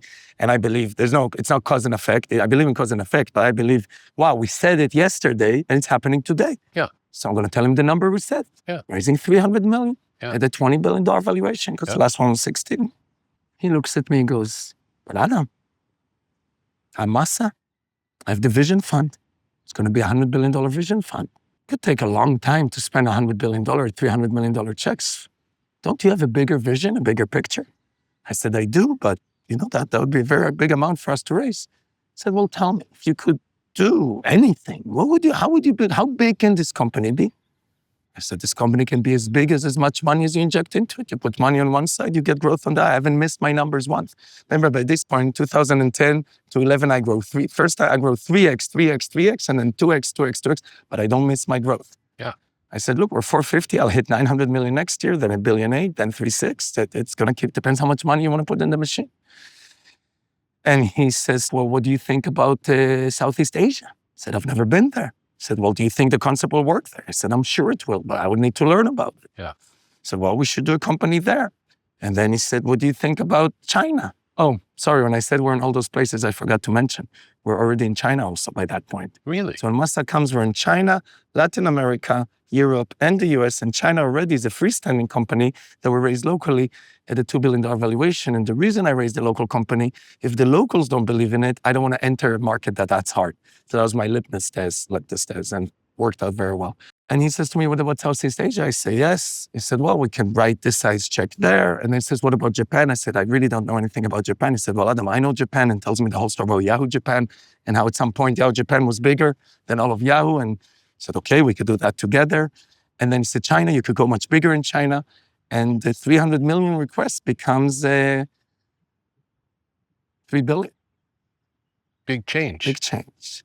And it's all written down, and it's all in 28 minutes. In 28 minutes. From the moment we started writing Yeah. till the moment we arrived, 28 minutes. But we're not there. We're only at minute 22. And he's writing all of it down on an iPad. And he looks at it and he goes, and I said, I can't take this much dilution into WeWork. I don't need this much. I need 300. Maybe I could take, maybe $1 billion, but it's like, Yeah. I said, no, but we will fund Southeast Asia as a separate company. China already was separate. Japan will be separate. So this way, so you don't just have WeWork as one valuation. You have all these separate companies with their own valuations. And again, that money in them, because we have a team that can execute, will become successful businesses. He was not wrong. The recipe was in place. He was very right. And then he says, let's make it 4 billion. I said, I don't have it in me. This is me and this is this. I said, I don't have it in me. I don't know where I would put it. Were you scared at all? It sounds scary. I'm in my mid-30s. I think sometimes, so my lesson in hindsight, after a lot of time of reflection, when you tell the universe you're looking for 300 million, and the next day a guy offers you 4 billion, instead of signing the dotted line, you take a breath and say, why? What does it come with? What am I committing to? Is there something here I don't see? But to be fair, including myself, most 30-something-year-olds sitting in that seat, those numbers that...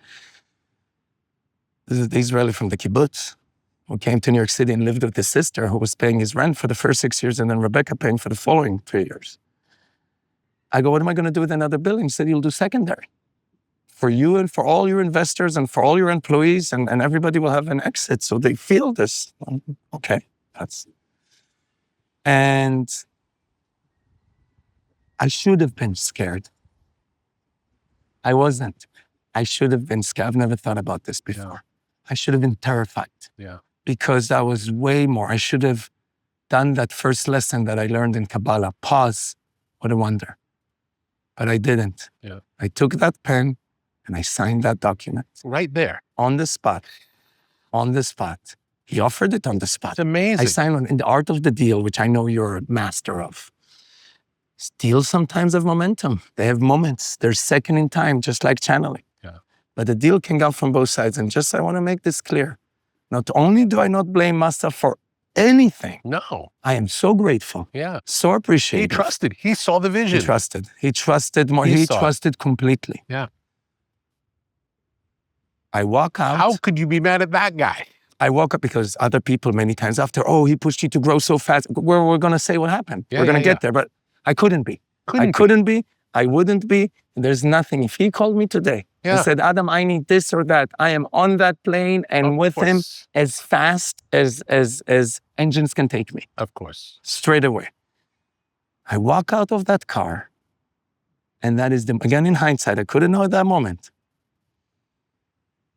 That's when a mission-driven company that was based on belief, that came from Kibbutz, that came from all the right things, with all the right energies, switched to become about growth, money, and valuation. And because you had now a commitment to live up to. Before that, you were building, you wanted to build as fast as you could, but you were building at the fastest pace you could with what you had. And now you were put in this situation of multiplying it by 100 times. Yes, but I want to take more accountability than that. Before all that happened, I had a choice.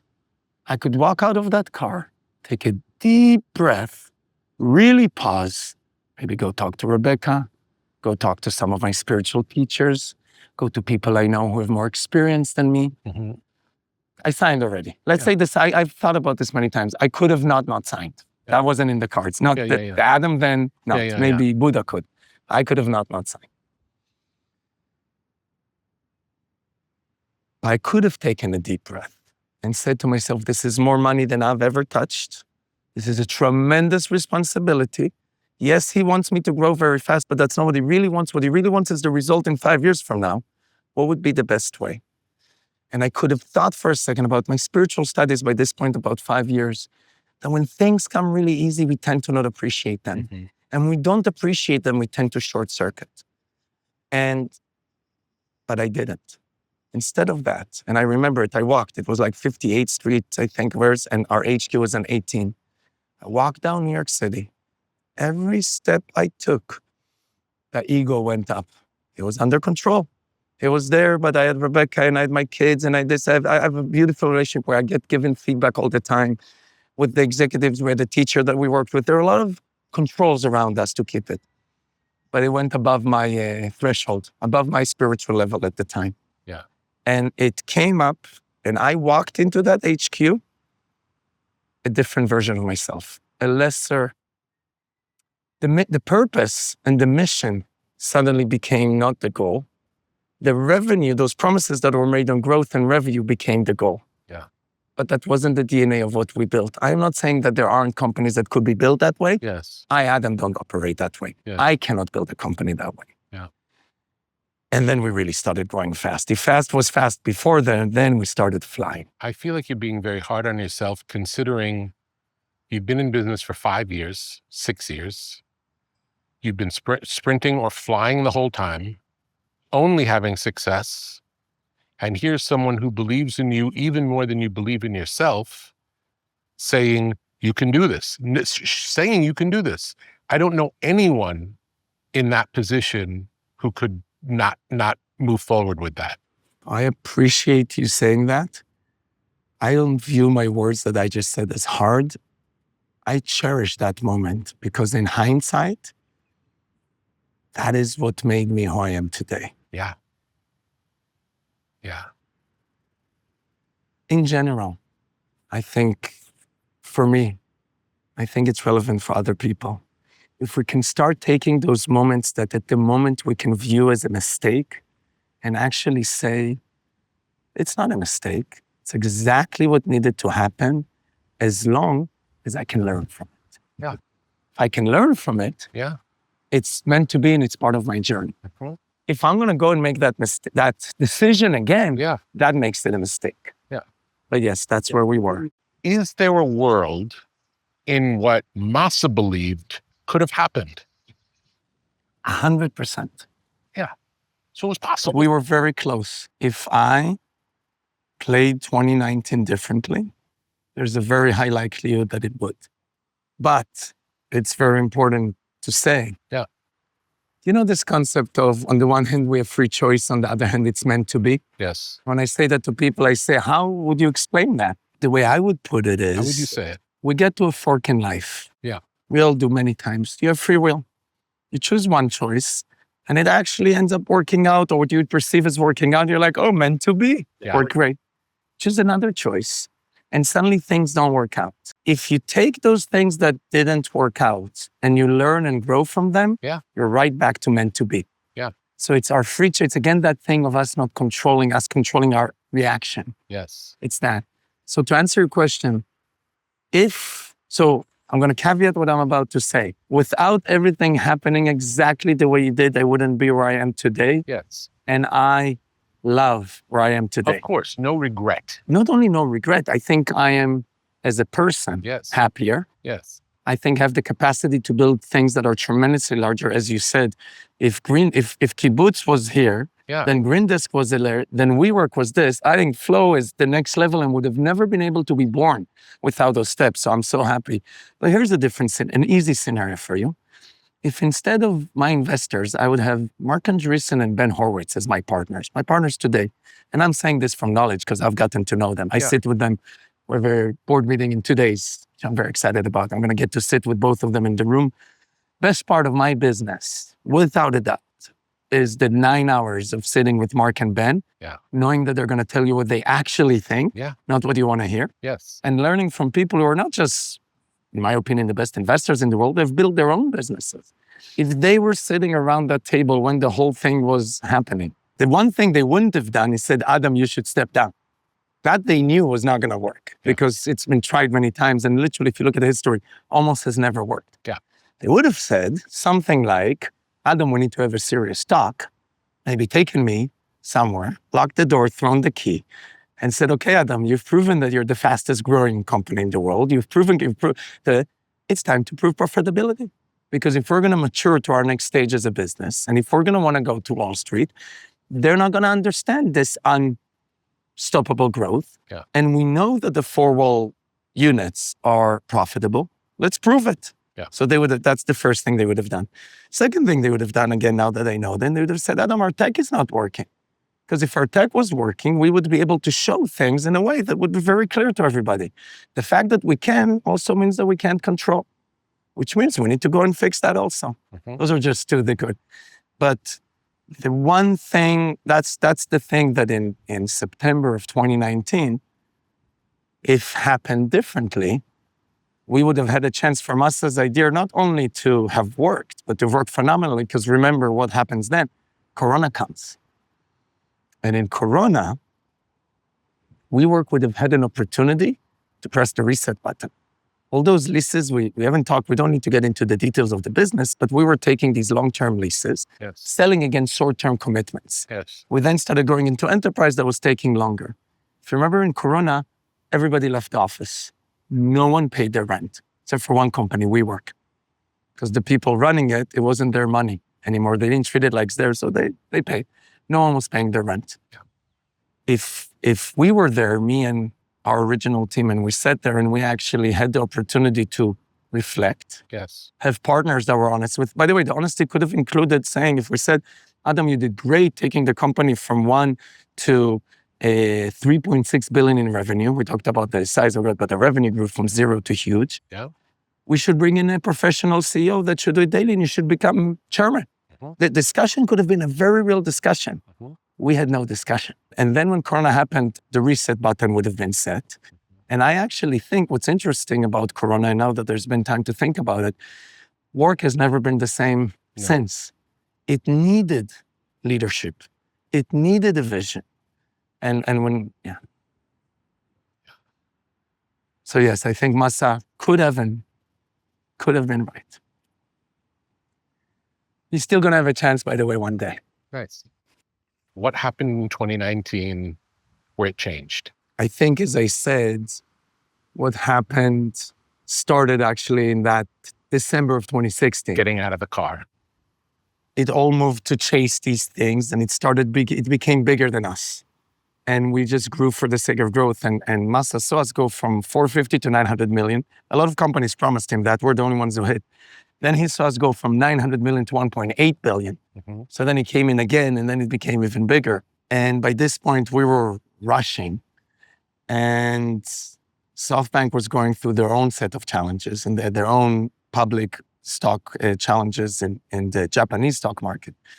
In March of 2018, Masa comes to me and says, why don't we buy WeWork from all your investors at a $20 billion valuation? And how many investors did you have at that time? not that many. Institutional investors, the biggest ones, best ones, the biggest ones. But, 7 to 8 institutions plus 10 individuals, maybe. Mm-hmm. Not that many. And why did he want to do that? He wanted to build $1 trillion company. Yeah. He wanted to go huge. Yeah. And he could see it working. He saw it working. He knew it was going to cost money. He had no problem with it losing money. Yeah. He knew that if it needed to go public, Wall Street won't understand it, but he understood it. Yeah. He wanted to grow to a way bigger revenue and then do the pause and the cleanup. I see. He wanted to keep He going. just wanted to wait longer before the cleanup. He wanted to truly own the category. Yes. At this moment, people are copying from all over the world. There are 40,000 companies that got funded, registered, and opened copying WeWork. 40,000. Hmm. So he saw, and he just wanted us to own it. Yeah. And to do that, he offered a $20 billion valuation, $10 billion for all of our investors and employees, and $10 billion on the bank account. Mm-hmm. Just so you have this, and this is at the time the company is losing about $1.8 billion to $2 billion a year. Mm-hmm. Again, this is where a different board would have done things differently. I can't be part of that decision because I'm staying in. I wasn't even selling secondary in that. I was keeping everything because I'm aligned with him. And we had goals. The deal, it was a deal 70-30 his way approximately. And every time the management team hits a goal, we go up in ownership, or at the end when we hit the final goal, which was a very big goal, but we believed we could hit it. Yeah. We would own 51% and he would own 49%. Mm-hmm. Everybody would get more equity. It was a big plan. It was a big thinker. Yeah. I know they had hiding in it, not just WeWork. It had WeLive, so it had residential hiding in it. It had construction as a new category hiding in it. It saw the future. Staying in the deal, I was a conflicted party, and therefore I couldn't take any part in accepting the deal. So the board did what's called a special committee, and that special committee's job was to negotiate with Masa and do whatever they need to do. And I think they made, again, mistakes, everything, the way you and I talk about mistakes. Yeah. I think they were greedy because instead of saying, we'll take the win, we'll take a $20 billion company, the $10 billion, by the way, these investors that put $20 million that were walking out with $2.4 billion. Clean, cash. They thought the company was worth $100 billion. They believed also. Deals have momentum.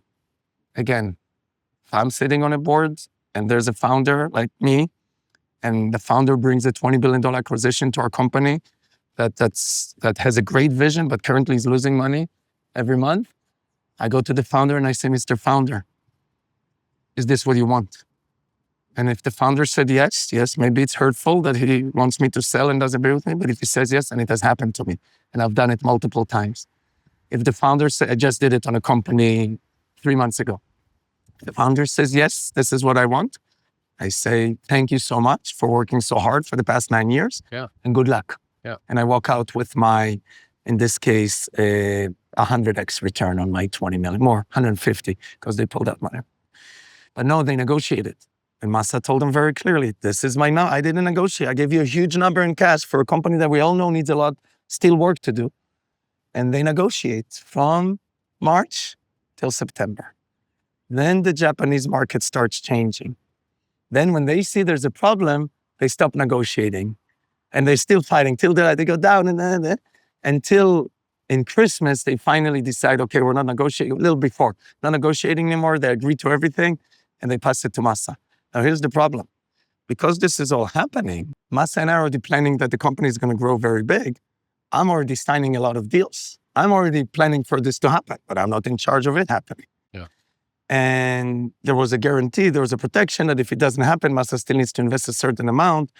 And I trust Masa because we've done this before. And he invested. So we're signing deals. We're running really, really quickly. This is not happening. And then suddenly our special committee decides, okay, now it's time to agree. I just want to say one thing. You're running quickly, and this is what Masa wants. Exactly what he wants. 100%. To the T. You didn't go rogue in trying to build a company fast. This is what you signed up for with Masa, and you were doing it. I did the opposite of going rogue. People who know me will know that I make a partner that keeps his word. And if I need to change, if you and I are partners and I'm going to change something or I want to change something, I will call you. I will ask for permission. And I'll always offer something. And if you say no, I will say, I understand.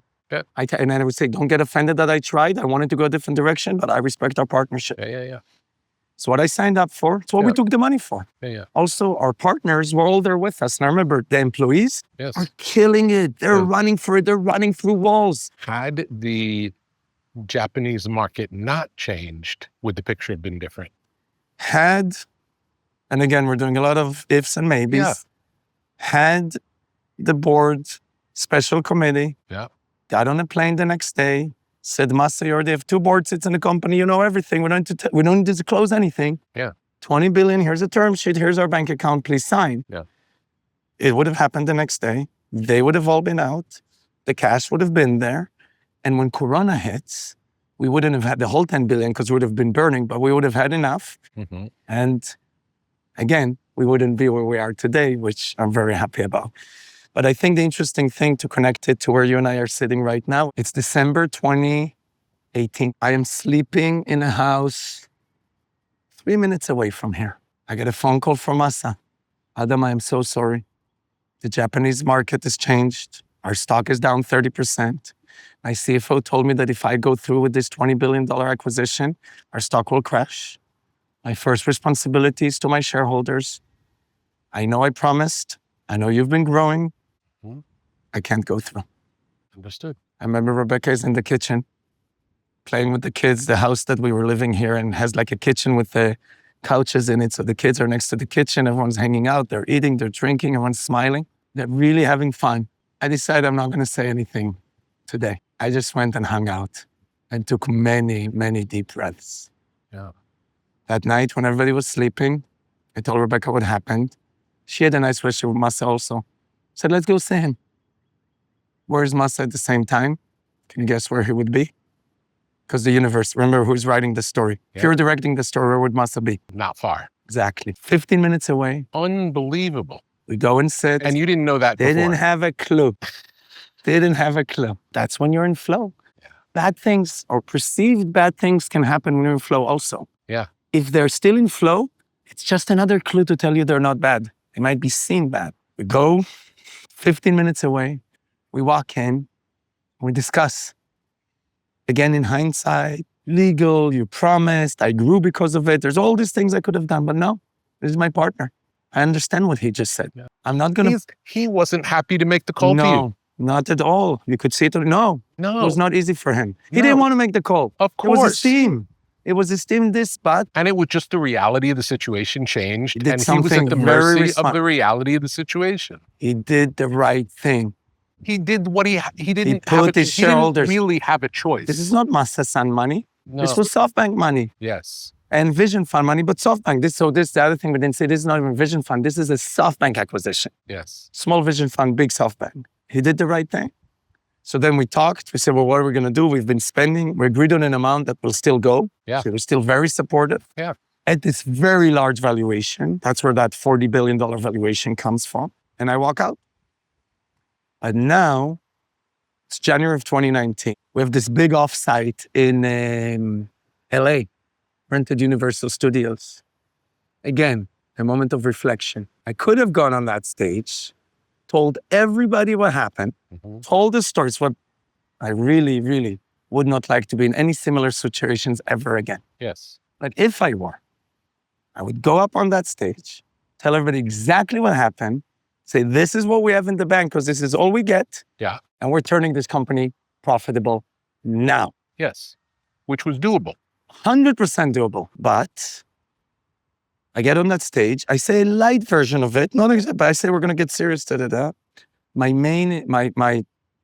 had one close person on that board that was really close to me. His name is Stephen Langman. He's amazing. He's still a close friend. He lost a lot from being a part of this, and never did he say a word except call me and laugh about it and be a great friend. He's the definition of it. How do we define a great friend? When things are actually challenging. Are they there for you? He comes and sees me. I was in San Francisco, somewhere around here. He comes, sits with me. We talk about the fact that we're going to make the company profitable. We make the commitments. We're clear. We're going to do what needs to be done. We know exactly what needs to be done. Again, because we're the leaders, we know where everything is buried. We know exactly what to do it. And then my CFO goes to the Lyft IPO. This is like a month later. We're warming up to use it. And it's on fire. And it's all about revenue. It has nothing to do with profitability. He goes, Adam, based on their value, we're worth, based on their revenue, we have more, and they're getting multiple of revenue. And again, the fire starts. Now the IPO story. And the fire starts. And basically he says, and not only him, bankers, and those bankers are not any bankers, these are the biggest bankers on the planet, come to me and show me books, which obviously we still kept, that show the valuations that we're going to go public in. And they all make sure to go above 40 billion because that's the last valuation, because they're making a sale. Again, all stuff that today I understand, but back then I had no clue. Yeah. And basically, if you keep obtaining growth of this magnitude, the markets will understand that you can always pull the lever and turn profitable, grow faster, grow more. We'll take the company public for this gigantic number, and home run. And what happened? Life happens. Never plan on everything being perfect, just like if this works and this works. A second ago, and again, just look how many times the universe tried to come in and tell me, how many messages? Turn it profitable the first time, the second time, the third time. What actually happens is we start running for this IPO. We keep growing. We don't slow down at all. So we keep earning because we're told it's going to be a multiple of revenue.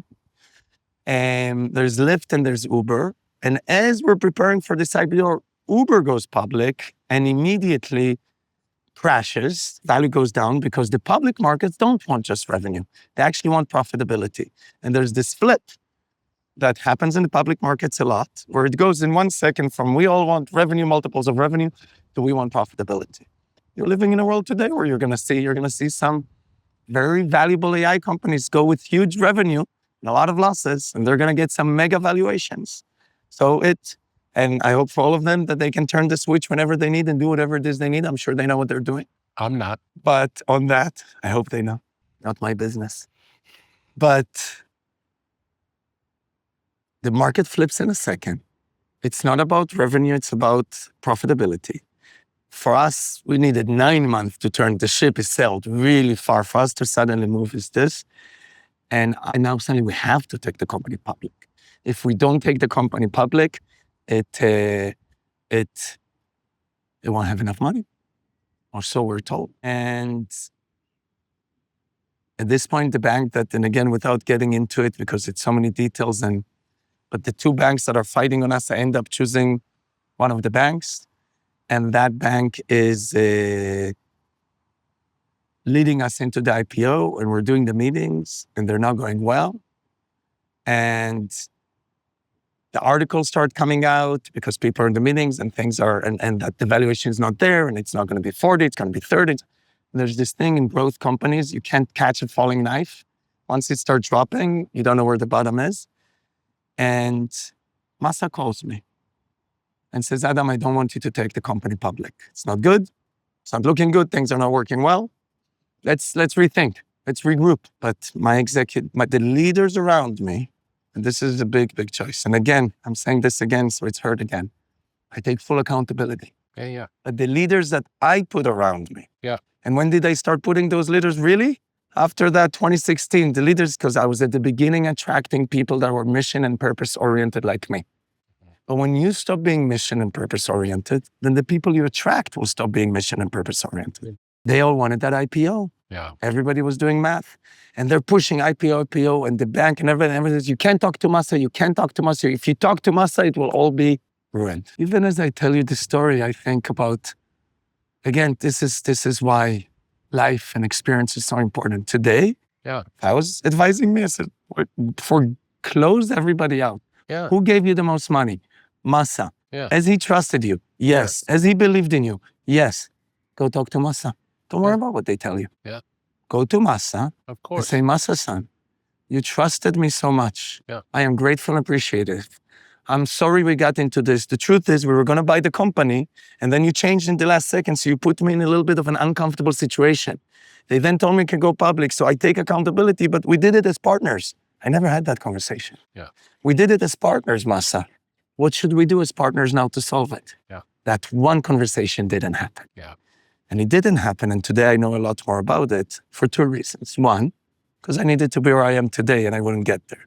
But a more technical reason, because there are a lot of people who had different agendas. And when the numbers are of that magnitude, we were not dealing with billions, we were dealing with tens of billions. When the and going to potentially hundreds, when the numbers are of that magnitude, if you didn't surround yourself with people that are actually there for the right reasons, your chances of getting the right advice are very small. Remember also that at that time, I'm very good at this. Yeah. Yes, I have a spiritual practice, and yes, but I'm very good at this. Going into a retreat for a week and stopping everything and breathing and meditating and really asking myself, who do I have that I can trust? Yeah. And going and talking to them would have been the wise thought. And then maybe similar things would have happened, but we never even gave it a shot. And it sounds like from what you're saying, even though Masa made the call to you that you didn't like, or that he didn't like, the first call of like, things are changing, I'm guessing you still trusted Masa. I was not able to quiet down the noise that came around me because the people who were telling me, don't do that, were the most powerful people in the business world. Yeah. We're talking about the heads of the banks. Yes. We're talking about the biggest venture capitalists on the planet. Yes. We're talking about a lot of the board members. We're talking about people that have built this repertoire for a very long time. Yeah. And they have more experience than you. They've been through this before. This is your first time. There were a few voices out there. I missed two voices called me that I missed. Yeah. Mark Benioff calls me. He wasn't we were close friends, but not the closest. Yeah. Said, Adam, I don't need to know a lot to know what's happening. I can read the press. You don't know this. Salesforce was going to go public. I pulled back. I reshuffled. I did it again. You must pull back and fire your CFO and general counsel. And I don't need to know who they are. I just know they're not advising you right now. Yeah. Missed that one. There was another super powerful person, I'm comfortable saying, Ruth Porat, superstar. Same story. Sends me someone from a different bank to advise me. Said, Ruth sent me. But I missed the signs. There was so much noise. And I'm not talking to Masa. And the noise is all around me. And he's not talking to me. And now the bank that was supposed to go as public is telling me we're having real issues. And this is moving really fast. And the articles are coming and this. And again, everyone keeps telling me how SoftBank is doing this to me and SoftBank is doing that to me. They actually painted SoftBank as the enemy. Yeah. But they weren't. He wasn't and they weren't. No. And then I have this very monumental meeting on a Sunday with the head of the bank that's taking us public, where he sits me down and basically says, Adam, you're going to have to step down. And if you do and when you do, we'll take care of the business. We'll fund the business and we'll do the different things. And I remember talking to him and saying, but I don't think someone else is going to understand I understand what needs to be done. Yeah. He says, yes, a lot of founders think that, and then things survive without them. They don't really. I don't know a lot of examples for venture-backed businesses that then become huge success without. But that's the arrogance of the people with the money. They think because they have the money, they know what the right thing to do is, and it's often not the case. I think so. I also think he truly believed in what he was saying. I actually think his team told him that it's possible, and maybe they didn't understand what the magic of WeWork really was. That's what I'm saying. I don't think he did. So again, I don't know how much he knew himself. Yeah. Because he has a big team and he's doing a lot of things. This is just one other meeting. Yeah. Again, no blaming at all. No. And I did mistakes before that. There's many, many things that I did. And I come back with my partner and now I have the beginning of a family office that was with me, 3 individuals. And I'm like, okay, it looks like we're going to need to step down. And the guy is running my family office. He says to me, his name is Elon. He says to me, I don't like it. There's a clause in the one missing piece of the story that you don't have is, at the same time, I have debt of over 400 million that I borrowed against the equity from that same bank that was telling me to step down. He says to me, I don't like, you have a clause that says that that if you step down, then you're in breach of your contract because you're not, it's a control clause, and then they can call back the money. I said, no, he wouldn't. He's the one who told me, he'll protect me. So I don't like it. So we go and we bring it up. And we have a board member that says, of course, I'm going to talk to them. And I talk to them, and there's no problem, and it won't happen, and everything is good. And I get comfortable, even though my team is not as comfortable, because again, I'm speaking to the people running the place. And I trust. I trust. And I step down on the board meeting, on the board call, and 9 minutes later, I receive an email from the same bank. There were 2 other banks part of it, but that bank was the biggest part, that I'm in breach of contract. Wow. And that they're calling all my shares. Wow. And I have 15 days to pay back $435 million, which of course I didn't have. And there's no chance I could have done. That's unbelievable. And just so we're clear about the 9 minutes, a bank cannot create a document in 9 minutes or in a day. It has to go through a lot of legal process, at least a weekend, if not a week, on a very, very fast exam. So it was perfectly executed. Wow. I walked right into it. Terrible story. And then, no, it's not a terrible story. It is. At this point in the story, it's a terrible story. It's interesting. I've never told it, by the way. Yeah. It's a shocking story. I think these stories occurred, but we never hear these stories. I think there are versions of this story. I think they happen more often than we know. They happen more often than we know. Yeah. And every time, it's a tragedy. Well, let me tell you, it's interesting, and maybe this is me. So now I'm really getting down. Now I feel down. Yeah. Now my 10 years of spiritual practice are in the garbage. I am properly depressed. Yeah. Everybody told me and at the same time, articles are coming out at a speed of 1 every 3 to 5 minutes. This is now 2019. This is Trump first term. There's a lot of noise in the media.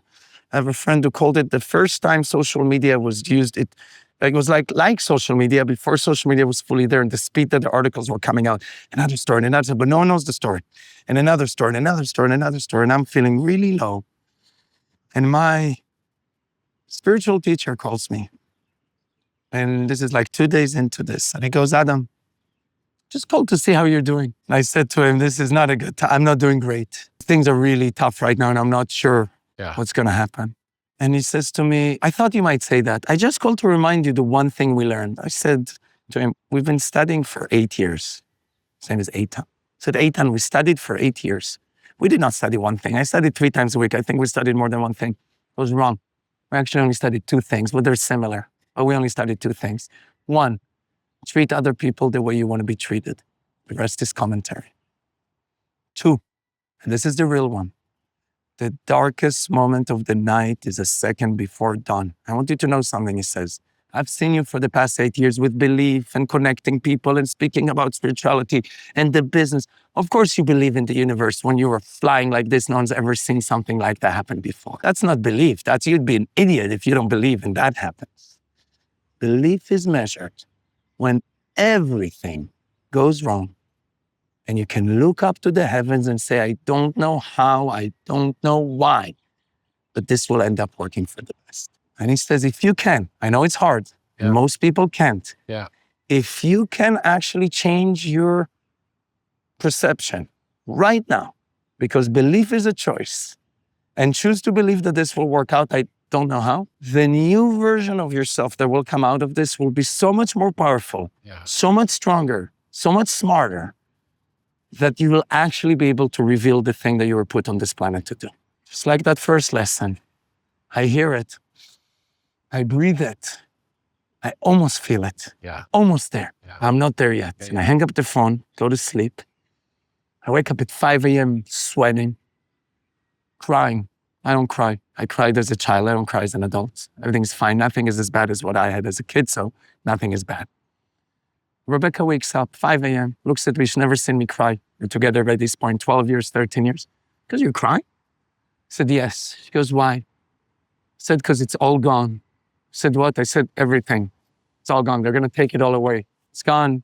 I made this mistake. That's all gone. He goes, everything? I go, everything. He goes, well, remember we spoke about you once putting 100 million on my name, so in case one thing happens, we'll have something like bankruptcy remote? I said, yeah, I never did that. She goes, well, remember we spoke about the fact that we never signed a personal guarantee, so it's not all gone. We didn't sign a personal guarantee. I said, no, we're signed on a personal guarantee. This piece for you, if you really want to understand, because we were going to go public, that debt I had, that after an IPO, you're supposed to be in a lockup period. So they can't use that as collateral. So I wrote in the documents that for the 6 months after the IPO, it's personal guarantee. But my lawyers forgot to write, but if there's not an IPO, no one thought there wouldn't be, then that guarantee goes away. So I say to her, no, we're personally guaranteed. Now in relationship, I think we all get to a moment where the two sides get actually tested. Something real happens. Yeah. Many ways Rebekah could have answered this. Many ways other partners could have reacted. She took a deep breath. She looked at me and goes, you know, my mom's house in upstate New York, she owned it for 30 years. She doesn't have a mortgage. We could move there. We had 5 kids at the time. We'll take our 5 kids. We're going to homeschool for a little. We don't need to send them for school. You're going to take a second to find yourself again. If you want to go back into business, amazing. If you don't, we'll move to Costa Rica. We'll do a little real estate. Kids will be homeschooled. We'll serve every day. We'll work out either way. Amazing. No matter what, you got me and the kids. What are you crying about? At this moment, I understood something. When we're children and we have a hard moment, when we really have a hard moment with our parents, like a difficult that you're like, suppose you trust them and they're not there for you. That's why it's so sad when children go through horrible things. There's no one there.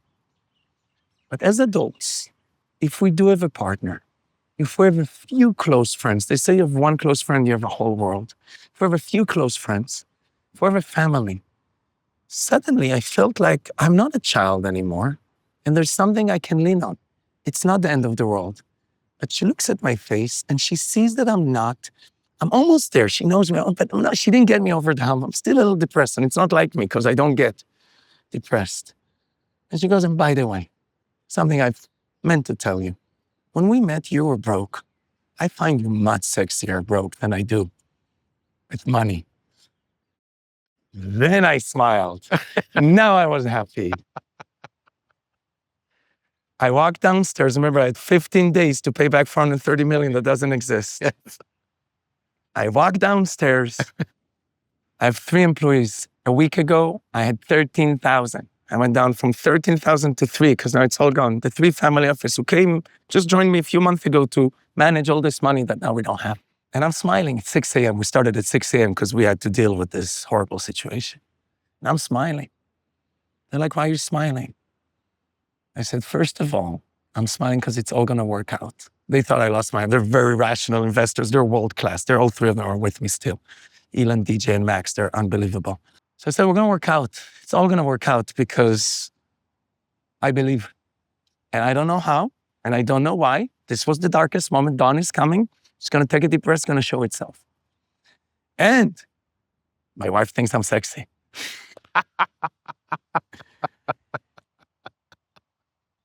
Amazing. Do you know who saves the day? If you wrote the movie, who saves the day? But how? Who is his messenger? Do you know that by talking to you now, I'm actually understanding myself what happened? Do you know how many times you told me that I should talk about this and I haven't? And you're like, Adam, we should talk about it. And I was not expecting us to talk about this today. I was expecting to talk about a lot of other things. Yeah. But by saying it, I myself am understanding something. There's some actions I'm going to need to do after I've done this. Masa saves the day. How? He pays back the debt. Wow. He calls through Marcelo with his team. Marcelo calls me for a meeting. So okay. So now we're going to connect and this is all going to connect. This is back to belief. I celebrate the holidays. I'm celebrating Yom Kippur. It's the day of What do you say that word? Atonement? Atonement. Atonement. It's a day of reflection. We don't eat, we don't drink, we pray. Or we pray to go to the next version of ourselves. We pray to be forgiven for all of our sins. We pray to learn from our past mistakes. And it's Rosh Hashanah and then Yom Kippur. And in Rosh Hashanah, a close friend of mine comes with me, and everybody around me is down, by the way. People are really affected by what happened. And I'm very affected because I feel extremely bad for the employees and for everybody that was at the journey with me. The investors, all the investors except for Masa, have all made money already multiple times. I have this sense of belief. I don't know how it's going to work out. And so we do this Rosh Hashanah and this and then between Rosh Hashanah and Yom Kippur, and then Yom Kippur happens, and we're praying.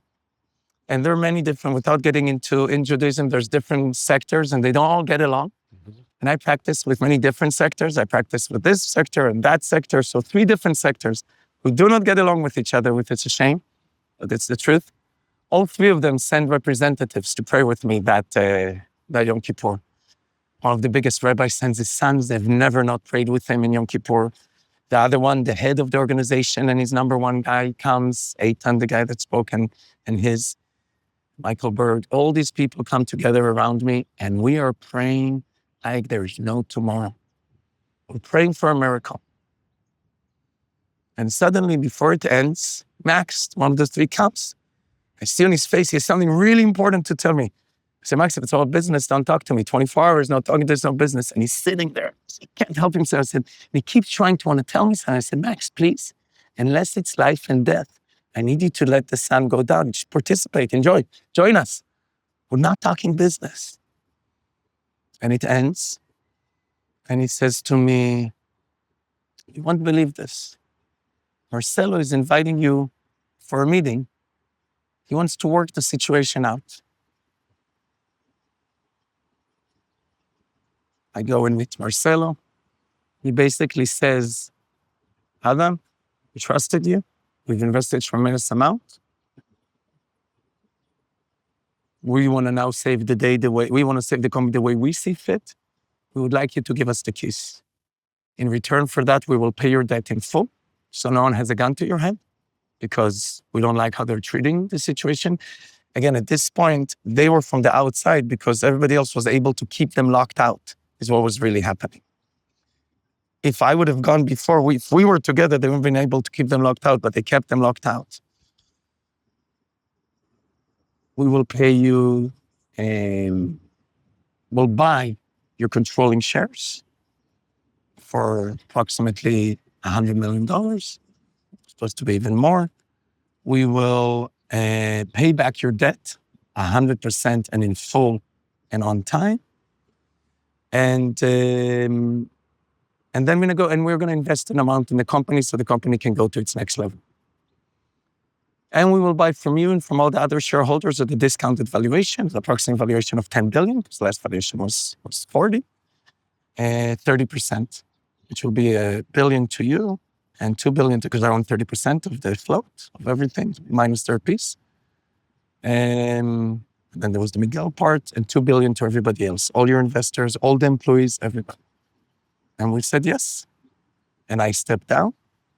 And they put Marcelo at the beginning, was running it himself.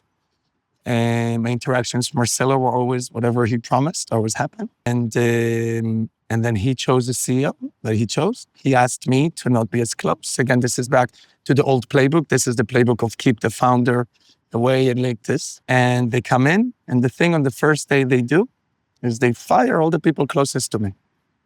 The problem is they were the ones who knew everything. The only ones who knew. Not only ones who knew. They lived it and breathed it. But it's an old playbook. You kill the king, and then you take out the king, then you kill all of his loyalists. They called me, the 2 biggest loyalists called me, said, Adam, should we stay because the business will go down? I said, of course you should stay. They got fired first. They put a new CEO. And we negotiated it. And remember, when we negotiated, the reason I stepped down also, and the reason I accepted is we negotiated $3 billion for the whole company, not just $3 billion for everybody to take out money. And $3 billion for the whole company. So the company is funded, they have a new CEO, and the payment is scheduled. The $3 billion to the company, money in the company goes in. The $3 billion because it's their company now and they own most of it. the 3 billion that's for everybody else, is scheduled to come in April 1st, 2020. Corona hits March, and the last day of March, we get a letter from SoftBank saying force majeure, even though it wasn't in the contract, we're not paying. So all the money that I thought was coming was gonna go. By the way, by this point, I'm a practiced samurai. Deep breath. And Rebekah, a month before, said it's never coming. And she was like, it's never coming. And she's like, too good to be true. We're gonna have a little more. We're not out yet. I took a deep breath, didn't come in, and I got the last gift that Masa gave me, the gift of litigation. We litigated. We learned a lot about that. I don't know if you want another story, but I could tell you how it goes from there. But What was it like having people write things about you that are not true, are not true? What's that like? Connecting to what you and I just spoke about, there are a lot of things I knew I was giving away when I stepped down. The one thing I completely missed was that I was giving away my narrative. I had a platform and I had a microphone. And then in one day, I stepped down, which to the eye that's not experienced, probably means he must have been wrong. Everything he did was wrong. Otherwise, he wouldn't have given them back the keys. The story that you just heard, the build-up, no one knew any of it. Yeah. That's something I now understand. So I handed over the control over my narrative. You were never accused of doing anything illegal. You were never brought up on any charges. It was all just innuendo, storytelling. It was me being a novice to the game of life when it comes to communication and media. I remember the first time I met you, you didn't need to hear the story to know the story. Yeah. And another person, when we met both of you at the same time when we were in Malibu, Mark Andreessen. Mark Andreessen calls me a few weeks after I stepped down, knowing that because he heard so much noise from the media, that must not be he knew what the story wasn't. Yeah. He didn't know what the story was. And in hindsight, now that I know him and Ben so much better, we've spoken about it a little. For them, getting such media coverage and hearing so many stories means pick up the phone and call. Yeah. There's something very interesting. There's an opportunity here. Yeah, something's going on that's not being said. All Because day, this story that's being shouted, it's too much. not only is it too much, in their eyes, we know what WeWork built. Yeah. We know, Mark says I've shared this before, but I think it's relevant. He calls, first phone call, Adam, you might not know who I am. I'm Mark Andreessen, I'm an investor. I said, Mark, I know exactly who you are. A16Z is already very big at this point. This is 2019, a little after. This is 2020. And he goes, and what do you think? And I start telling you a little bit what I think. And I'm speaking a little bit like the story that's being told about me. And he goes, oh, you're still at that stage. I said, what stage is that, Mark? The one where you believe what other people are saying about you and you forgot what actually happened. This is like the first time I meet Rebekah. I'm like, I love this guy. This is amazing. Yeah. I said, well, Mark, yes, you might be right. He goes, would you like me to tell you what we think about you here at A16Z? I said, please. He said, you're the only company in our entire portfolio, at the time about 400, today over 1,000. You're the only company in our portfolio who every single startup that we have either is using today or used in the past. We have no other company that we could say that about. What you've built was not built in one room with a bunch of engineers. Actually, your tech was your weakest link. We could talk about that one day. Mm-hmm. What you built is you had to be in 50 countries. You were in 70 languages. You were doing construction. You built a brand. You created a movement. The word WeWork, he said, is a verb almost. It means, the WeWork said, do you know how many pitches we get on the WeWork of this and the WeWork of that? Yeah. You created a category. That's what we think.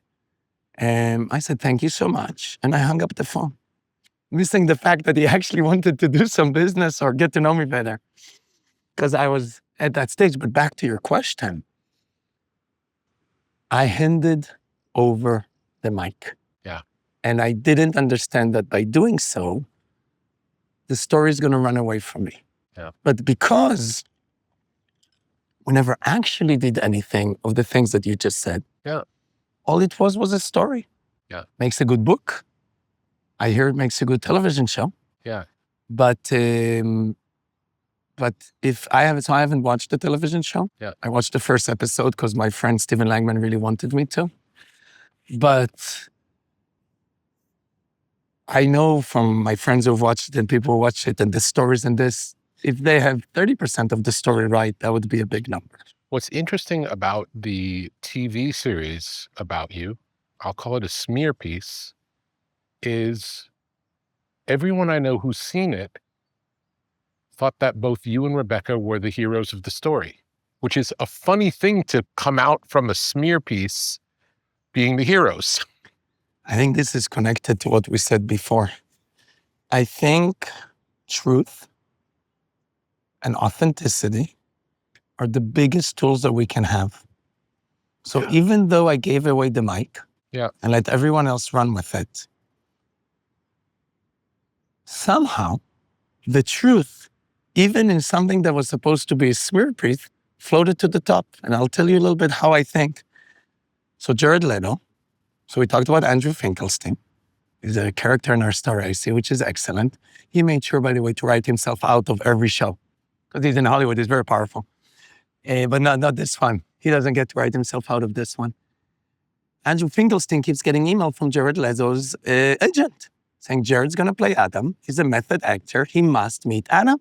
And I'm ignoring. And eventually Andrew calls me and he says, look, Adam, they're driving me crazy. Can't we take one meeting with the guy? He'll come in, he'll come out. He's a movie star, he's an Oscar winner. It'll be fun. So I have a defamation lawyer at the time, and when the show's going to come out, we're like, how is it legal? How can Apple tell a story about us using our name that we haven't approved, that we haven't read, that we didn't write? There's this whole thing. If you're a public figure, you could do this, you could do that. I think 15 years ago, it wouldn't be. Today, obviously it is. Social media today, we're in a different place.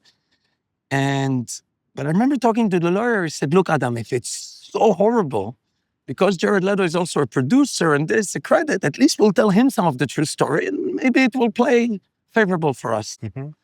I also remember the whole time reaching out to Apple and sort of I sent an email directly to Tim Cook actually, saying if Apple is all about personal privacy and safety and security, how can on the one hand you be that when it represents your iPhone? But when it comes to you making content, you can use a person's name and a person's family and a person in a story that I know you're not going to have the right story because you guys never spoke to me. So factually wouldn't be correct. We never got a response from Tim. We did get a response from his lawyers that read the following. You're going to like this one. We reviewed the series again. Your claims will go to court. You will litigate for 3 years and you will lose. We're moving forward. You're a public figure and you will lose. Not you're wrong or you're this or you're that. So that was that. So then we say, okay, to Jared Leto, we say, fine. And we meet him in Miami. He walks into the house. I'm sure you've met him before. He's a little shorter than me. Looks up, puts his hand on my face like this. And in his version of my accent, I think very good accent, in a very good demeanor. I think he had it. In a demeanor, in his version of Adam Neumann, starts talking to me and saying how he's been looking at me for 3 months and this and this. And I'm not familiar with Hollywood. I've never met method actors. The whole thing for me is a little bit outrageous. And we just do this thing for the next hour and a half. And then Rebekah is there and stooping. Then at one point he looks at Rebekah and goes, you know, there's this sin when you and I are stooping. He goes, Jared, you and I are not stooping. It is a television show. It is not the truth. She's laughing, but it's a surreal moment. You asked, how does that feel? I'm looking and he said, I'm going to have these prosthetics. And I said, how are you going? Then he sits at the table. The kids start walking in. And they say, who is this? And I said, this guy's going to play me in a television show. And all the kids are like, wait, but he's shorter, but he doesn't look like you, but this. And every kid has his own very smart thing to say. This is in the midst of Corona, all of this is happening.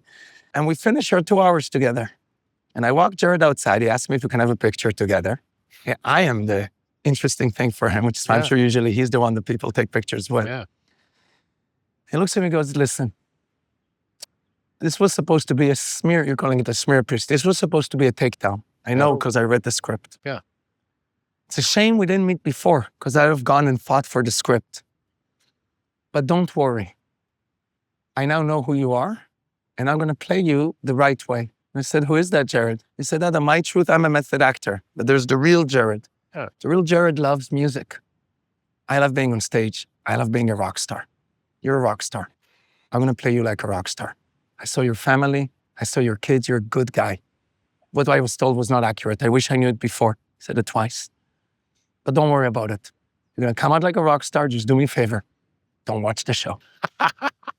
And you kept your word. I said, you got it. Beautiful. Yeah, I said, you got it. Beautiful. But let's really go into this for a second. How many times in life do we think the IPO, supposed to be my big moment, Yes. the moment I was gonna be amazing, ends up being a total, utter catastrophe. We never even get to the IPO. Yep. The television show coming out was supposed to be this horrible moment. Even my team, by the way, got very stressed about that television show. Was supposed to be that horrible moment where it all goes down. And yet it comes out, and a day after it comes out, the inbound starts. Entrepreneurs wanting investments, partners wanting to partner, employees, everything. It's fascinating. Floodgates. I've never seen that happen before. There's a very famous story in the Bible about it. The Jews, led by Moses, are coming out of Egypt. And all the local nations are very afraid they're going to come. And there's this Balak and Bilam, a king and a sorcerer. He wants to curse the Jews. And the sorcerer says to the king, look, the Jews, they have God. It's hard to curse them. I don't want this. And the story is longer, but he says, I'll dream, I'll meditate about it. And in the dream, God tells him, don't curse the Jews. He wakes up in the morning and he says to the king, God spoke to me, don't curse the Jews. And even though he was working for the negative side, even people who work for the negative side have their own connection to the universe. It takes power to win both sides. And 3 times, and eventually the king forces him, pays him a fortune, forces him to this. They go on a mountain and he's starting to curse the Jews and the blessings come out. And he's cursing the Jews and the blessings come out. Eventually, at his last curse, he foresees Messiah and the entire coming and the salvation of the world. Crazy story. So that's where, in the Bible is where we hear stories like this. I think the truth is the truth is the truth. Yeah. I think if I were to have done something that was actually one of those things that you said before, it would have ended differently. Yeah. I think I was saved by actually my relationship with Rebekah. She kept me straight, honest, loyal. Yeah. We didn't keep our word every time, but we tried so hard to do the best we could. Yeah. We kept our commitments. We did our version of what we thought was right to do. Yeah. And even though a lot of our close friends I used to walk into, I had 1,000 friends. Then in one day I went down to 10. 5 of them were my family. Yeah. And even that was a gift. The other thing that's interesting about the smears, Rebekah was always smeared. Oh, she got the worst of it. She We got didn't the even worst, speak and it about was that. always that it was as if they were saying she was incompetent because she was a woman. That's what it was all about, which is like, is that the story in 2020? That because she's a woman, she's incompetent? That's what the smears were. You know how many times I think when things like this happen, the woman gets portrayed even worse? By the way, let's be clear. I was CEO and chairman. Yeah. The 100% it wasn't Rebekah.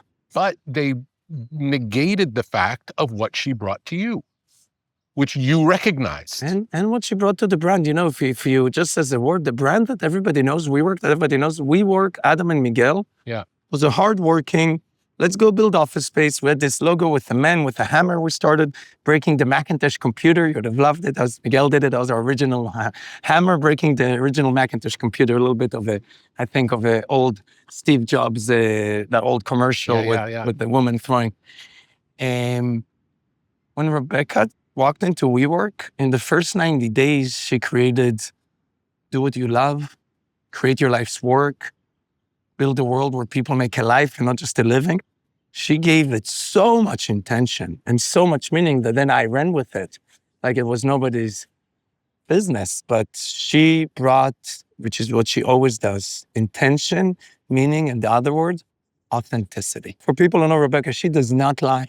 Yeah. If she does something wrong, she will tell you. Yeah. All you need to do is ask her. Tell me what happens with the IPO. So you're not going to let this go. You're taking the whole thing. Take it in.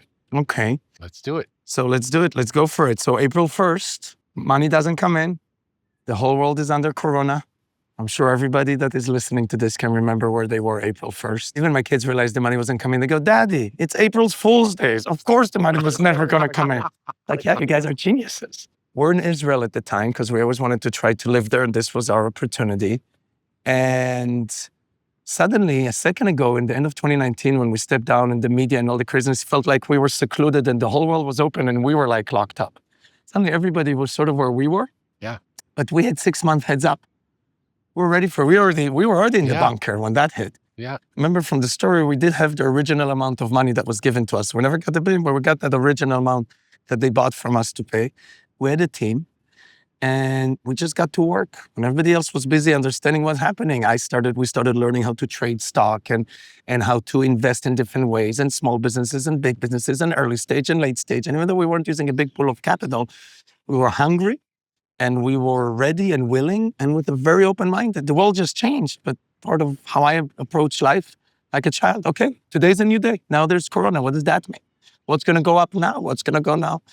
So as all of that is occurring, this is the beginning, the seeds, we're starting to say, well, what's going to sit? Residential. Residential is going to be interesting because even if people stop going to the office, the home is where the heart is. So park that aside. The litigation starts because we want to get paid the $3 billion that was promised not just to us, we're a third of it, but the other $2 billion is all the investors, all the employees, everybody. And it was promised, it was signed, it's contractual. So we start getting into litigation. And as we get into litigation, we move now from Israel back to the Hamptons. We live in East Hampton. Andrew Finkelstein is living right next to us.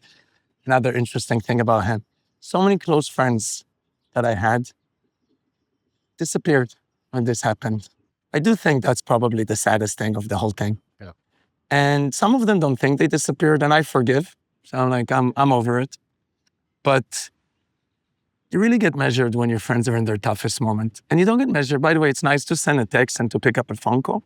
But Andrew calls me and goes, hey, Adam, I'm a Hollywood agent. It's Corona. I can do my work from anywhere. Do you want me to come and live next to you? I'll rent a house next to you. If you're going through a tough time, we'll hang out. We'll do our own co-working space. We'll make a WeWork out of one of the houses. Beautiful. We'll do a beach house co-working, our own WeWork. We'll have fun. We'll work from the jacuzzi. It's like, sounds amazing, Andrew. And he moves in. So he's there with us and he's in the house next door and we're there. And we are starting this litigation and it's not working. It's not working because the contract wasn't perfect and we did it and we weren't there, and SoftBank is very powerful and they don't want to pay, and they did put the money in the business and they control the business now, so we can't get any information. And I am a person until this point that has always negotiated with power and leverage. I'm very good at momentum. And when I have the leverage and I have the power, I'm very good at negotiating. But now I have no leverage, no power. I'm completely on the outside. Nothing I can do. We're litigating. The litigation doesn't look like it's headed in the right direction because of a variety of reasons, but also because WeWork's not really partnering with us because we're the founder that was from the outside with the story. And at this point, if you're in WeWork, you believe 100%, not 90%, to all the press that you read, because and I do think the world's different today. I hope people today don't believe everything they read, but this is still 2020. People are just wising up. And I remember going and I was doing these meditation sessions of an hour each. And I'm doing one of those. And as I'm like very deep while listening to music, I suddenly have this, again, moment of vision. Which basically what I see is that if I found someone who could get excited about WeWork and would want to take WeWork public, SPACs were at the time, so through a SPAC, then Masa and SoftBank and all the people fighting, paying the $3 billion would want the company public because they own the majority of it, would settle the litigation because no worth fighting it, and would let the company go public. And if all those things went out perfectly, then everything would be resolved. I come out of the meditation, I call my dad, who I'm very close to. He's actually right outside here hanging out right now, waiting for me. He was surfing with me this morning. And I say, Dad, I have an idea. I'll find the guy, he'll say he wants to invest, we'll take the company public, SoftBank will settle, everybody will get paid, SoftBank will make back their money, everybody will be happy, it's all gonna work out. Because that's too many things that are gonna work out. And my dad and I argue, he does not believe in God and I believe in God. And I said, Dad, if this happens, will you believe in God? Looking for an opportunity. He goes, no, I'd believe that I have a very talented son. I say, okay, he's the last cause. I said, okay. I call UBS and say, give me 2 names of people that might find WeWork exciting. They give me 2 names, meeting number 1, meeting number 2. Second meeting, the guy goes gaga. He loves it. His name is Rebekah. He ends up taking it public. He knew Steve Jobs. When Steve Jobs was this, he was part of the coming back. He knew this story, knew that story. He had all these stories in his head that fit this perfectly. But I was very clear. I said, here's what I would do. I gave a clear plan of how to make WeWork profitable. Again, I still know the levers to pull. Yeah. I told him exactly what to do. I understand the pieces on the board. We have no power. We brought the guy to basically do the SPAC, but we're litigating at the same time. They're in control and they don't want to settle because they don't want to pay anything. They don't want to pay $1 billion. They don't want to pay. We're going back and forth. And we try to give them this IPO, but they don't know that they want to go public. And they don't know they will do all public because they're not sure that the spark in WeWork is gone. So they're not sure that's going to solve their problems. And the last thing they need is another headache. So the going public was good, but not enough to push it over the edge. And part of what happens when you do litigation is everybody does discovery, everybody's all the different things. And you say, oh, we're going to say all these things about you. You're going to say all these things about this. And this happened, that happened. It's your fault, our fault. And we're getting very close to it. And the contract's going to say this, contract's going to say that. And we're getting very close to a litigation date, to a court date. They're going to court and then you're going to fight whose contract is right. And very close to it, after we all everybody threatens everybody with everything, we agree on a settlement.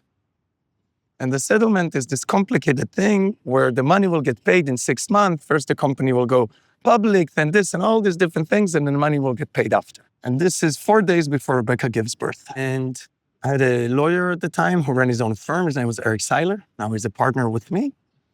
And he and I reached a settlement. It's all happening on Zoom because this is Corona. So this whole thing's happening on Zoom. Their lawyers, our lawyers. And they spend 10 times as much as we're spending. They have the biggest lawyer in the world. And Andrew Finkelstein, our Hollywood friend, is sitting right behind the screen. And for 3 weeks, as this negotiating is going, he does not work. He's just doing that. At the end of it, I say, Andrew, you need to work. He said, Adam, I'm in Hollywood. The biggest show in the world is happening right now in front of my face, and I'm not missing a beat. Let me be. Wow. Corona, remember, no acting, nothing's happening. Yeah. He's there. And once in a while, when he feels there's something important to say, he writes it on a piece of paper. He shows it to me above the screen. I read, I listen. Again, who do you trust? Puts it down. We're negotiating. At some point, they're like, we're going to pay, we're going to do this, we're going to do that. But we're going to pay you in 6 months. I say, it's not going to work. And he said this. I said, look, even Marcelo, even if I wanted, I can't go back to Rebekah and we make decisions like this together. I can't tell her in 6 months. It's not going to work. Goes call Rebekah and I want to talk to her. She's 4 days before giving birth. We call that stage with 6 kids. We've seen it a few times. Couch commando. That's when she's on the couch and orders are given. Couch commando. And so I get up to call her in because that's what he said. And then we all know each other. And Andrew picks up the paper. If you call her in, we will all be in court next week. You fix it. So I read it. I sit back down. I said, you know what, Marcelo, in second thought, let's figure this out. Let's just agree how are we going to be protected. And we basically work out the deal that's going to be done. But we get paid in 6 months after the IPO, after this, after that, with all these maybes and ifs. Not just us, all the employees. But it's the best we could get. We couldn't get a better settlement. And if I don't settle, there's no IPO. And again, I try to do what I think is best for everybody. And I felt taking it public if I get the chance. We agree.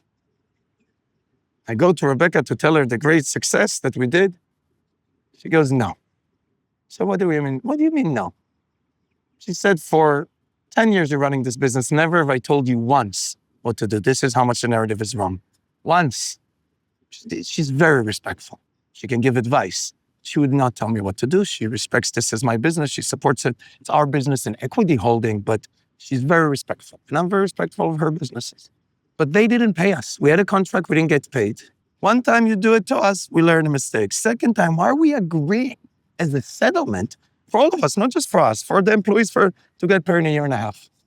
Please go back and said no deal. I'll see you in court. Said, no, you don't understand. The IPO will blow up, the whole thing. Said, no, they'll fold. They're bluffing. They're acting like a bully. And my father was a bully.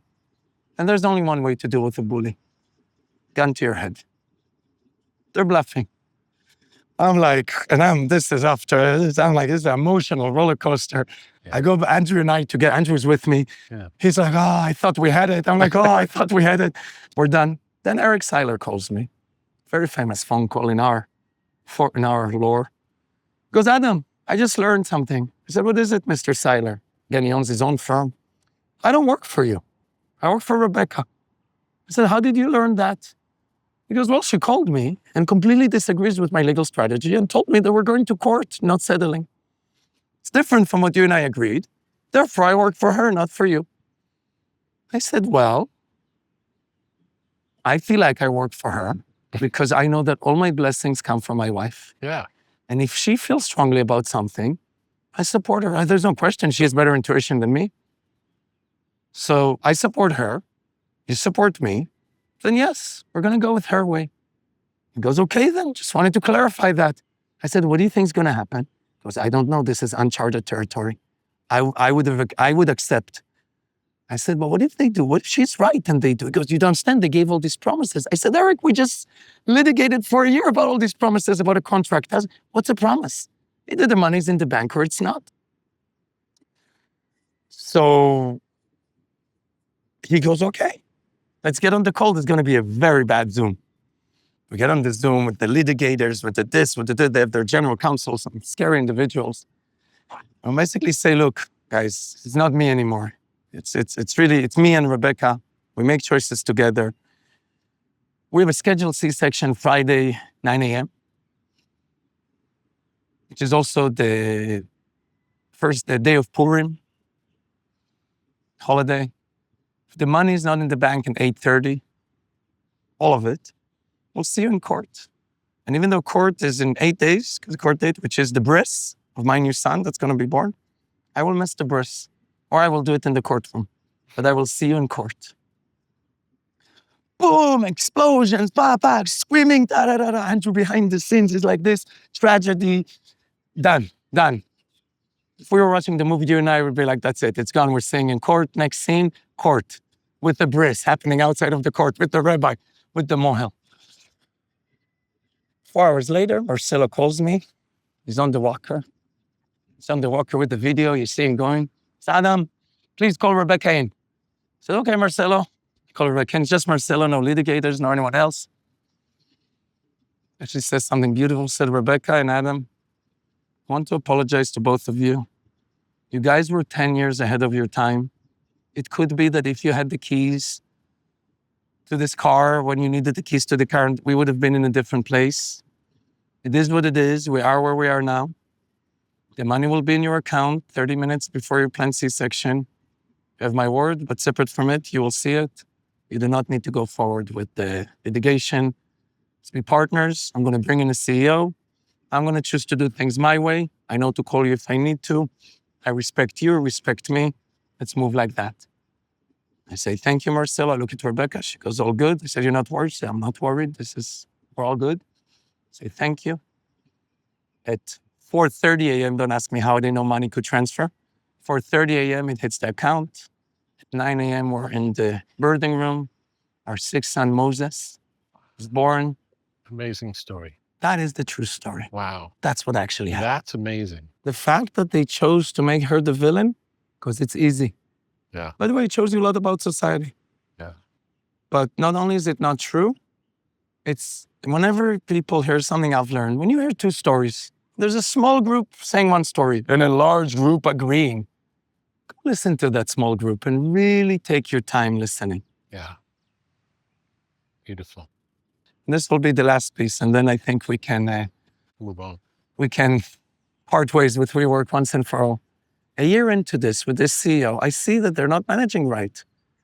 Stock starts dropping. It's a year in. We're like, oh my God, they're doing not one thing that we would have suggested. I call a few people, say, hey, we have money at this stage again. They say, hey, if I put a big check, will you guys come in with me? Immediately, one day, commitments to $1 billion. Now, it's not that we didn't send the documents, we didn't do it, but it was so quick that it would have come, we would have raised more if we needed it. Because I told people exactly what I was going to do. And again, Corona was happening, buildings were empty. It was very clear, at least to us, what the right thing would be to create the movement back to deal with the situation. Because these moments of change for creatives who are in their field, those are the biggest moments. Mhm. This was my market. This was office. This was a change. It wasn't the end of office. It was time for a new office. And I called the CEO. I was like, look, we have soft commitments for $1 billion, but we're ready to go. I want to share with you the strategy. I want to see this. We will invest into the company. We will buy in. We want to support. We just want to make sure we have the same this. We want to share it with you and we want to help you. Let's make this company successful. Corona should be the win, not the loss. Schedules it all with us. Our investors, top guys on the plane. We're all on our way to go. Sends me a text. I'm sorry, Adam. Whatever reason. It's a pass. I will Cancel the meeting. Cancel the meeting. Never takes it. Wow. Drives the company all the way to bankruptcy. We were ready to put our money. Yeah. We brought new money and we brought a new plan. Now, I'm not telling you that it would have worked. No, you All can't know. Can't know. No. All I'm But telling it you would is have been different. I'm just telling you what happened. Yes. And that was that. That's wild. Okay. What is flow? So you asked how it's all connected. Yeah. As all of this is happening, Mark Andreessen is calling us. Called the first time, we missed the fact. Called the second time. Then an article in the Wall Street Journal comes up saying that Adam Neumann's family office has purchased over $1 billion worth of real estate in South Florida. We've moved to Miami at this stage. And he calls Mark and he says, hey, Adam, I thought, because every time at the end of every call, I said, if you're going to do something, let's talk. I said, I thought we said that we're going to talk if you're doing something. I said, yeah, of course we are. I said, you're obviously doing something. You bought a lot of real estate. I said, no, Mark, that's just real estate.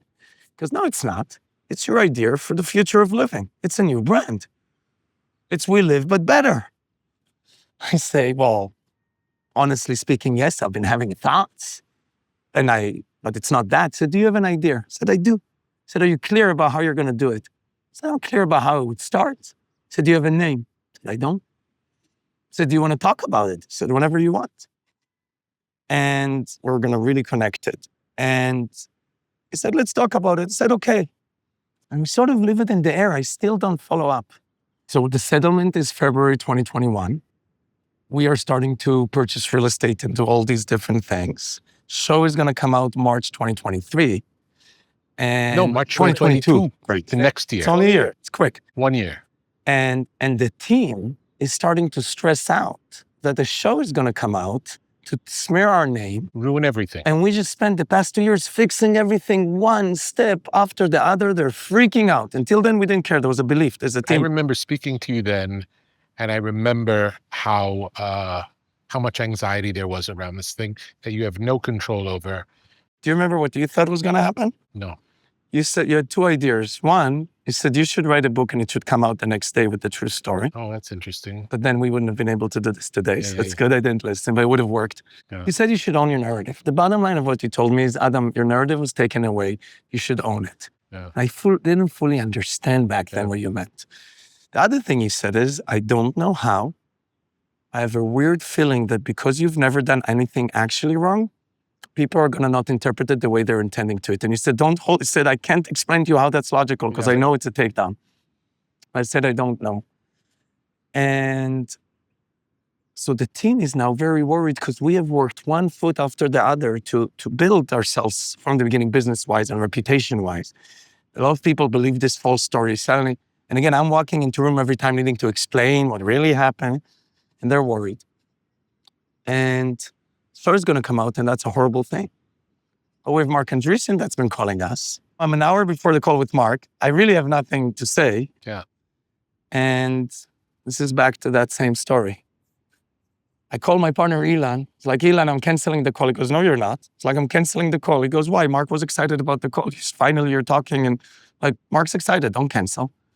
I said, well, I don't have anything to say. He said, yes, you do. You have a vision in your head. It doesn't have a name. It's a new business. You have the vision of the future of how people are going to live. Tell him that. I said, I'm not clear about it yet. He said, Adam, I'm your partner. It's hiding inside of you. Yeah. You're a perfect founder market fit for this thing. It's always been there. It's your original idea. Your original idea was not WeWork. Your original idea was called Concept Living when you're in college. It's your original idea. It's from the kibbutz. It's how people live. It's the future of living. Tell him that. I say, Ilan, I'm not ready to say it. He's the biggest investor in the world. I don't want to half thought idea. I really want to articulate it clear. It was no problem. Tell him you'd love to do it face to face. He's going to invite you. It's going to take a second. We're going to get a second to get our act together. We'll do it then. Call is about to come. I'm sweating. I can't believe, why am I sweating? This is after all this stuff. Why am I again acting like I'm a 32-year-old? What am I stressed about? We own all the stuff we're doing, we're building, I have my family.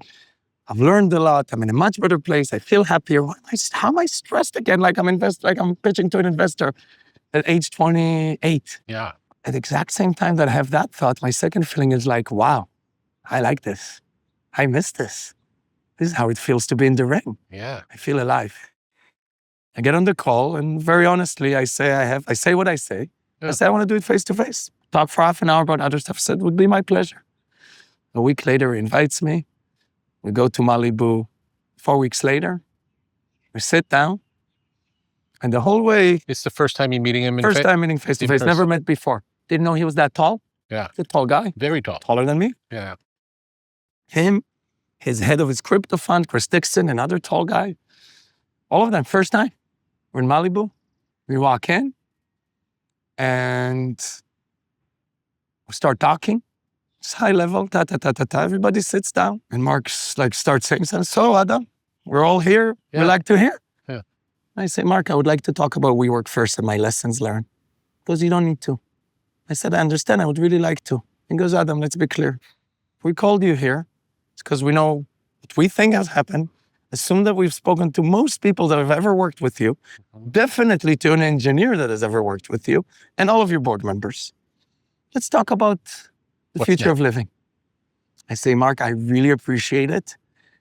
But I've never spoken to you about this, especially if you know so much about it. Maybe I can learn one more thing. I know I learned a lot, but maybe there's one more lesson hiding there. Yeah. I want to talk about it. And this, for those people who know Mark, he'll say twice, but if you let him loose, he's going to go and there's no filter and it's going to be some of the smartest things you've ever heard in your life. Yeah. He almost does a version of this. Said, okay, Adam, let's go. And we go for it. And for the next hour and a half, not only do I share what I share, I learn at least 5 new things about it. The craziest one being, he goes, hey, when you took the money from Benchmark, did you ever check how many founders they ever ousted? I said, no. It was interesting. Jack Dorsey, Travis Kalanick, and then he names 5 other ones. He goes, they're known for it. It's not that they said they're great investors, but it has happened there many times. Did you even know that? I said, no, I didn't. That's okay, so we learned one thing about you. You did not do your homework. Yeah. I said, no, I did not. I trusted. Yeah. It was okay. We then talked for the next 3 hours. Then we talk about the future of living. I said, Adam, what would you want to solve if you solved, what do you think the 2 biggest problems? I said, loneliness and ownership. It was great. How are we going to solve that? And then we talked about how I think we're going to solve that. And at the end, he goes, so what do you think about considering new partners? Because by this point, I'm funding the business 100% on my own. I don't want partners. I don't need partners. I'm traumatized. Yeah. I said, I genuinely didn't think about it. And he goes, well, how about you do your homework and call a lot of people who we've been investors of? Because we've already called a lot of people that know you. See what you think. And basically for the next 6 months, we get to know each other. But as we're getting to know each other, we shape. The business already existed. There were buildings, already bought a small tech company that we were using. There were things that we were carrying already. But we shape it even bigger. And Mark is playing a very active role. And every time I think big, he thinks bigger. But not the way Masa thought bigger, grow faster. The way think longer, build a better product, take your time. Yeah. Don't worry about profitability, not because you're chasing revenue. Don't worry about profitability because if we can actually challenge loneliness and ownership in a real way, we're going to have a world-changing business. Yeah. And Mark says to me, and I am here to build the big one, not the middle one. So it's again that energy of, wow, here's someone thinking as big or bigger than me, but he's not telling me go crazy. He's teaching me, and he's teaching me history. He said great tech teams are small, they're not big. Starts naming every single great tech product that was built and how it was built. And as we do this partnership, and Ben Horowitz is starting to jump in, but the first board meeting was only Mark, and starting the second, Ben joins. The one thing we agreed in advance is when it comes to technology, they will help choose the leaders. Great. Amazing. They will help choose the leaders, And on our board meetings, we're going to spend time talking about the whole business, but we're really going to spend time talking about tech. Because when it comes to building a brand, a global movement, or real estate, they truly trust me. When it comes to building technology, they wanted me to truly trust them. Great. Now, even though my investors before were tech investors, not once did they give any advice. No. So I love this. I'm like, great. And then Mark has the haha moment that even takes it to the next level. He said, how much money? He looked at all of my real estate portfolio. He said, choose the best. Tell me how much equity it is. And that's how we're going to invest. So I put $350 million in the form of equity of real estate, not debt, not value of real estate, just the equity. And they put $350 million cash. We both had skin in the game. The one rule between the two of us, they said, Adam, we're aligned with you. Even though you weren't actually misaligned with your investors because you didn't do anything wrong, not only was there the perception of misalignment, you found yourself misaligned. Let's make a rule. When you buy, we buy. When you sell, you sell. We're together. I said, great rule. Great rule. Can't wait to be with you, aligned. And just to land this point home, and then we'll take it to what it is that we've been building. It's time to find a CTO. Something people don't know about Flow. Flow spends more money on technology than anything else, not on real estate. Really? We'll explain in a second why. So it's time to find a CTO. And we go on this 6-month journey of interviewing the best on the planet because we're not going to make that mistake again. And we get to 4 final candidates. And I choose my final one. And then I introduce all 4 to Ben. And Ben Horowitz is an amazing CEO himself, but also a coach of CEOs. He's a great recruiter and hirer. Seen it all, done it all. And Ben interviews, I interview. Ben calls me, goes, hey, Adam, I finished my 4 interviews. I know my pick. I said, great. He goes, first, I'm going to tell you who you picked. I said, let's go, Ben, because you picked the Amazon guy. I said, yes, I did. He goes, great pick. He has the experience. He's a great guy. He worked in a great company. He checks all the boxes. He's not your guy. I said, why, Ben? Because your guy's the WhatsApp guy. I said, why is my guy's the WhatsApp guy? I said, I'm going to tell you something. His name is Scott. I'm going to tell you something about Scott that Scott doesn't know about himself. Scott is extremely smart. Scott had to architect a very complicated situation in WhatsApp and dealt with billions and billions of users and huge numbers that you've never imagined the numbers that he dealt. And we know about his engineering team and how he cleaned it up and how he did the architecture. And there's a lot of really good things that we did our diligence on. But Scott has one quality that builds excellent tech teams that you need. I said, what is that? So when someone says something stupid next to Scott, Scott does this with his face. He can't help it. He doesn't even know he does it. And Ben, that's important for our tech team because it's the most important. I said, why? Because I'm going to tell you a secret about tech teams and why small tech teams are great. One bad apple ruins the whole thing. We always manage to the lowest basis, not to the highest. He can't help it. Even if you won't be able to tell them you're fired, they will see on his face that he thinks they are not great and they will go find another job. But this, for Flow, Flow's tech team needs to be world-class because Flow is trying to solve very large problems. And it's going to take time to build what you want to build. And we have to make sure the core is correct because if our foundation is not there, we won't be able to deliver on this big mission. Amazing. He's your guy. Again, old Adam might have argued. Yeah. New Adam chose his partners because of what they know and what he they doesn't bring. know and what they bring. Yeah. I don't know if Ben thought this was going to be an argument or not. I said, great, yes. Yeah. He was like, that's it? I said, of course that's it. That's why we're partners. Yeah. I know you know more than me. And obviously I didn't do a good job last time on this topic. Bring it up. Yeah. And we recruit Scott. Yeah. How many CTOs did you hire in the past? 6. And how many has he hired in the past? He's hired so many entrepreneurs, by the way, who act as CTOs at the beginning, right? In pure tech companies, we're more than just a tech company. In pure tech companies, you are many times the founder is the CTO at the beginning. Mm-hmm. And then they all have to hire CTOs. Yeah. So he has over 1,000 companies. So he's done this over 1,000 times, this way or that way, sometimes directly, sometimes indirectly. So no questions he has asked. Some level of experience that feels good trusting. It also disconnects to our past. At WeWork, because we were trying, especially now that we know the story, at some point to start chasing revenue. Yeah. We were trying to build systems that can count and manage. At Flow, from the first day, our mission was oneness. Oneness for a person in themselves, a person in their community, and a person in the natural world. To achieve that, you need to build technology. Now we talk a lot about AI to think instead of humans. At Flow, we talk about AI to empower humans to be the best version of themselves, Beautiful. to create spaces that empower humans to be the best version of themselves. Our technology does not need to think for us.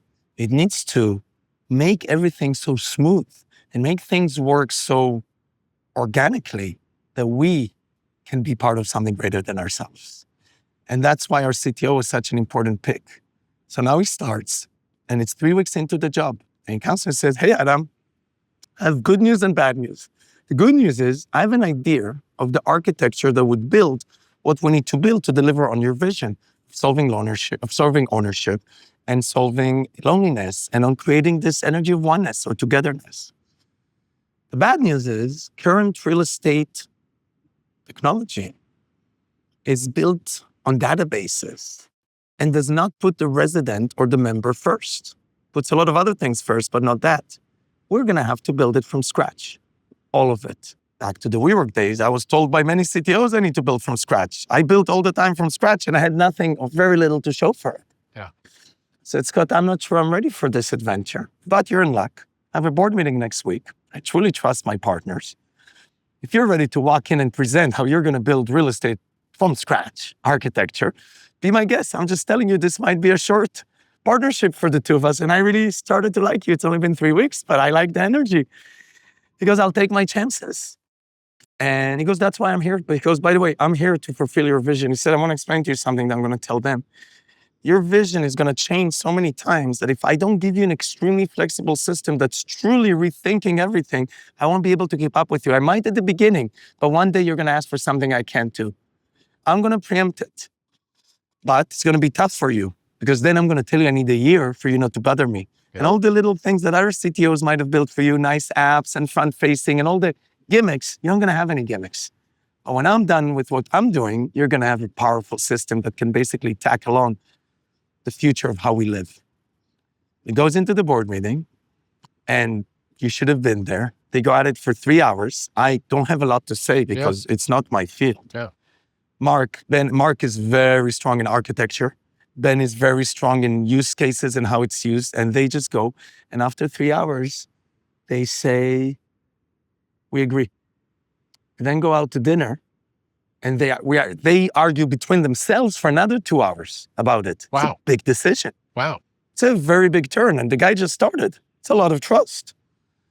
And at the end of it, Ben is like, Adam, I'm good. I said, why? He goes, because Mark is good. We've been working together for 30 years. And I love this, by the way. For me, this is no problem. We've been working together for 30 years, and I know when to trust my partner. He's good, I'm good. It's like, you guys are good, I'm good.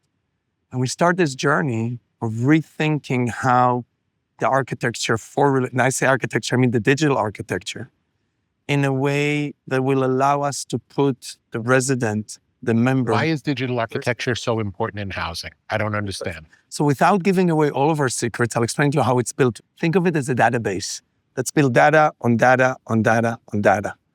And now you want to put AI on top of it. You're really getting the top layer. You're not actually understanding everything. And if you want to leverage technology in a way that truly understands everything, you have to re-architect how the data is stored. From the beginning. From the beginning. You have to actually rethink it. And this is where we got luckier than smart. This is 2.5 years ago. Blockchain is in place. AI is in place, not the way it is today, but it's all starting. So everything is built taking in mind the newest way of doing things. It's the edge of how to build things. And I told you that we're going to have a board meeting in 2 days. We're going to present for the first time how not only it all comes together theoretically, but how it's working and how it's starting to deliver. And it's going to only work better from here, but we see the results. And how do we see the results? In much more profitable buildings, but we also see much happier residents, much more connected. How many buildings are there now? So Flow now has 9 buildings, 4 in the US and 5 in Saudi Arabia. Oh. And we're doing it by tackling the technology, the brand of what it represents, and the experience. And we're really doing it one thought at a time. Yeah. And again, the big difference from the past, we're not rushing. Yeah. We're going after the right product. And we're doing it in a way that's truly going to make you, the user, feel like you're having this experience that's truly unique. And when we talked about this 2 years ago, we said mind, body, and soul, and how it all comes together. People maybe had a little tough time. Everybody wants to feel like they're in flow. Everybody understands what flow state is for them. Everybody is connecting to it. And the buildings are really starting to show it. Each time that you have a new building, do you learn new things about what works and what doesn't work? What a great question. We just launched a new building in Brickell in Miami. 632 apartments, very large, brand new, completely empty. And Flow is not just able to run buildings, Flow is now developing the beginning of small neighborhoods. So it's a single building, but there are 3 more plots. It's 6.2 acres, which for Miami is a very large plot, to build over 2,200 apartments with office space, with retail, with a school that we're considering. A whole community. A whole community. And as you start thinking about it as a community, you start saying, well, what does a community need? You don't limit it to just a single building. You're saying, what are obvious things about community? Oh, it needs a barber shop, it needs a nail salon, but then it needs this film, it needs a coffee shop. And you start adding all these things that make a tremendous sense. And what else does community? Community loves music. Community loves food. Community loves art. And you start thinking of all those things bringing together. And before you know it, we get to not just experience all these things, but experiment them. So I'll give you an example. Do you know how many times you've driven by empty construction sites that are fenced up? Yeah. So we had 3 of those because we have 1 finished building and 3 construction sites. We take one of them, and this was Rebekah's idea actually, and we put sand to make it like a beach. We put palm trees. We put a little, the indigenous structures that they love to create in Miami. Yeah. Like a tiki hut, but a large one. Yeah. That's going to have a floor. And we're going to do music here 3 times a week. And here's 2 food trucks, and we're going to open it up for the public. Beautiful, like a park. Like a park. Costs very little to do, but for the next 2 years, instead of having an empty construction site, you gave to the community. This one is on the river. We say, hey, what about a farmer's market? We launch a farmer's market. Great. We have this amazing woman. Her name is Shelly. Do you remember Jelina's? Yeah. She used to be the CEO of Jelina's. She has, if you remember Jelina's, you know what she does. The best food, and from what I hear from a lot of people, the best experience. Yeah. She brings it all together. Yeah. So we say to Shelly, all we have to say is we want a farmer's market with intention. It's like an AI, you just give the prompt. You come to the farmer's market, every booth has a story.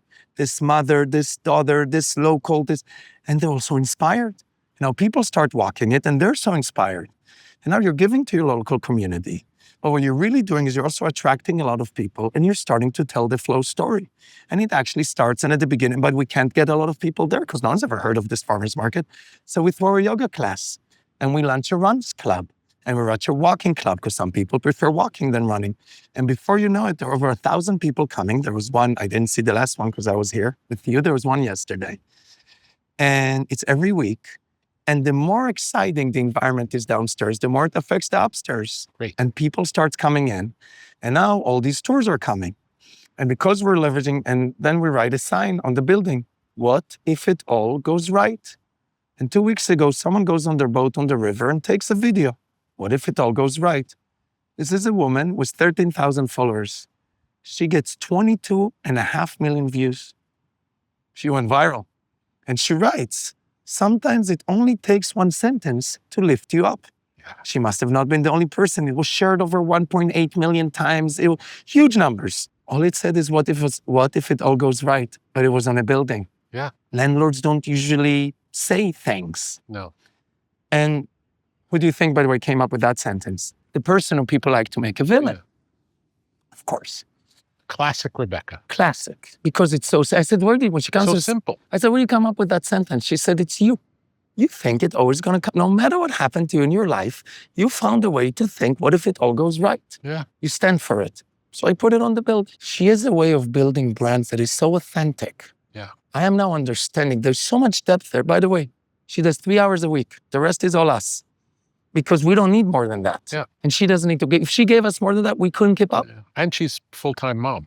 And just launched a school and is doing all these different things that she's doing. Yes, full-time mom, just launched a school. She's doing a lot. Yeah. She's tackling the world the way she sees in a way to make a difference. But you suddenly have this Flow building. It has a farmer's market. It has a park. Everybody's coming in. Tours are flying in. We don't know what to do with them. And because of our Same architecture, that digital architecture we spoke about, Yeah. it works very well connecting to social media. We can count and measure every lead that comes in. We can start pulling we can do a million things that other landlords can't do. We start pulling that lever in that new building, and it's filling up so fast. First of all, that I've now taken floor. I'm slowing down for a second, because when something is working that well, you got to take a second, take a breath, and say, wait, maybe it's priced wrong, maybe. But it's filling up at least at 5 times the speed of the market. It traditionally would take 18 months to fill up a building with 400 apartments. Yeah. That's the market number. This building has 632 apartments. It will fill up in 6 months. Wow. And that's just the beginning. Then to maintain it, we're going to use AI to keep it maintained. We have a team to do that because it's very creative, leveraging a lot of tools. But afterwards, to maintain it, you'll do it with a lot less people. And the other thing that we've done in this community, another lesson from the past, we have ambassadors that live there. Each one of them chooses a topic that they love. They host the events. They make it all happen. We just empower them through the app, Great. through the tech to be able to do. Once a month, each one of them, 5 of them. So once a month, so that's 5 events a month. Then the trainers are from the building. The yoga instructors are from the building. The meditation is from the building. And people are really reacting well to it. Beautiful.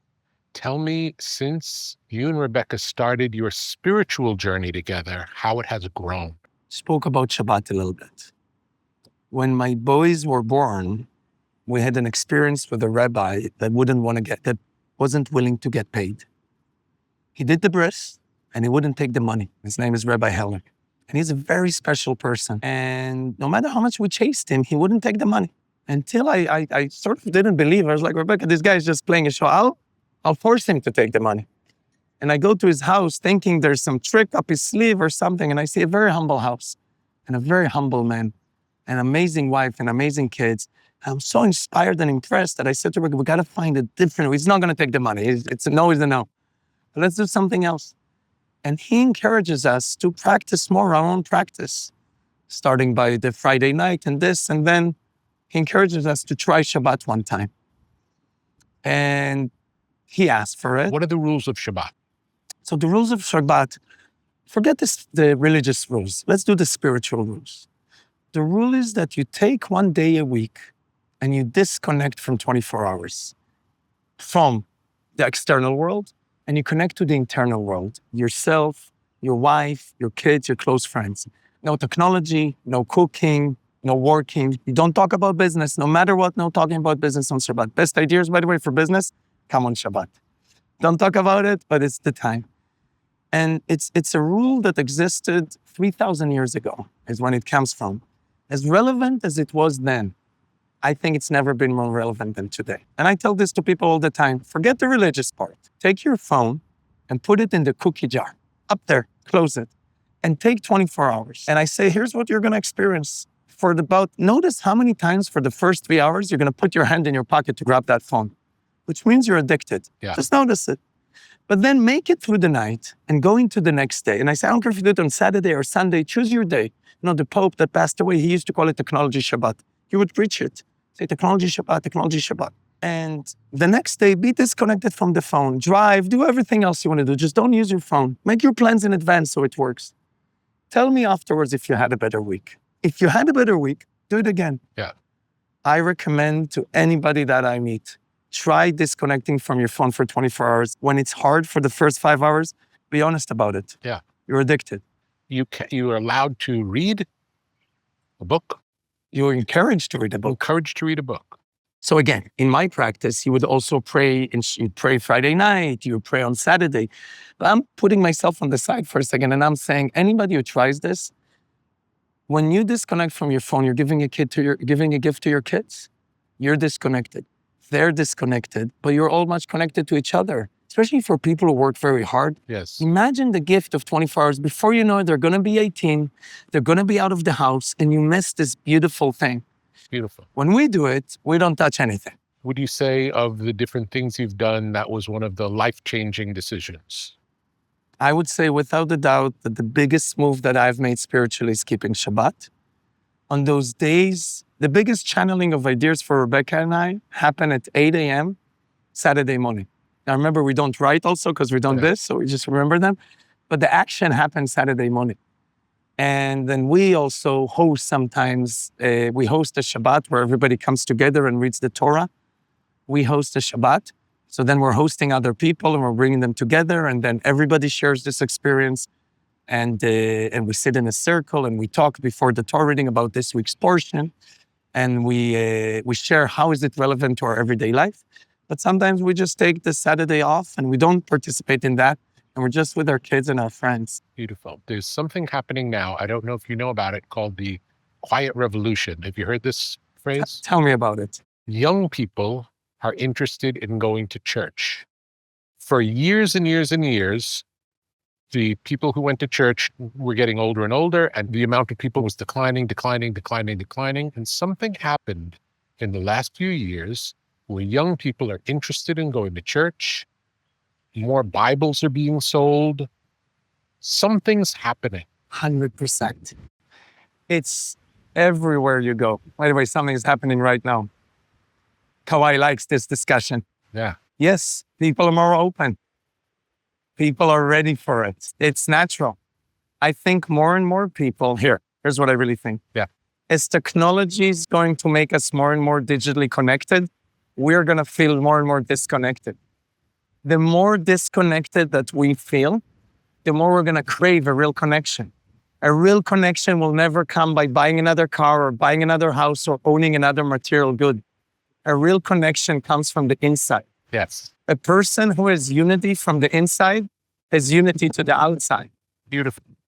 Give us a prayer to end. When God's going to give us a moment, I'm going to finish it. But give God a second. I think he's giving us a moment. I feel the moment. I think it's now. Yeah. Here's what I think. We're connected to this week's portion. Yes. We all have something that we're slaves to. Yes. We all have an addiction to anger, to ego, to power, whatever it is, idol worship that we have. We all have an Egypt. We all need to leave that Egypt, come out of it. When we come out of that Egypt, we all face the Red Sea. When we see that Red Sea, we all need to have the courage to walk into it so far that we drown. Only when we're willing to drown will the Red Sea be split, and we'll go to our next level. We then go to our next level, we see the Red Sea split, suddenly we're like, oh, everything is okay. And we forget. The moment we forget, we step into the desert. We all have to walk through our version of desert. That desert is between us, and God, no one else. The only decision we get to have is how long we're going to journey through that desert. Are we going to journey for 14 days, like the children of Israel were supposed to? Or are we going to journey for 40 years because we're not learning our lesson? Our choice is not, are we going to get into the desert or not?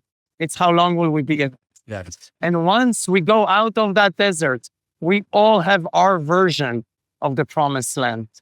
And if we have the courage to look inside, see our own correction, our own limitation, look at it clearly now and say, I see you, and I'm going to get over it. I'm going to learn. I'm going to grow.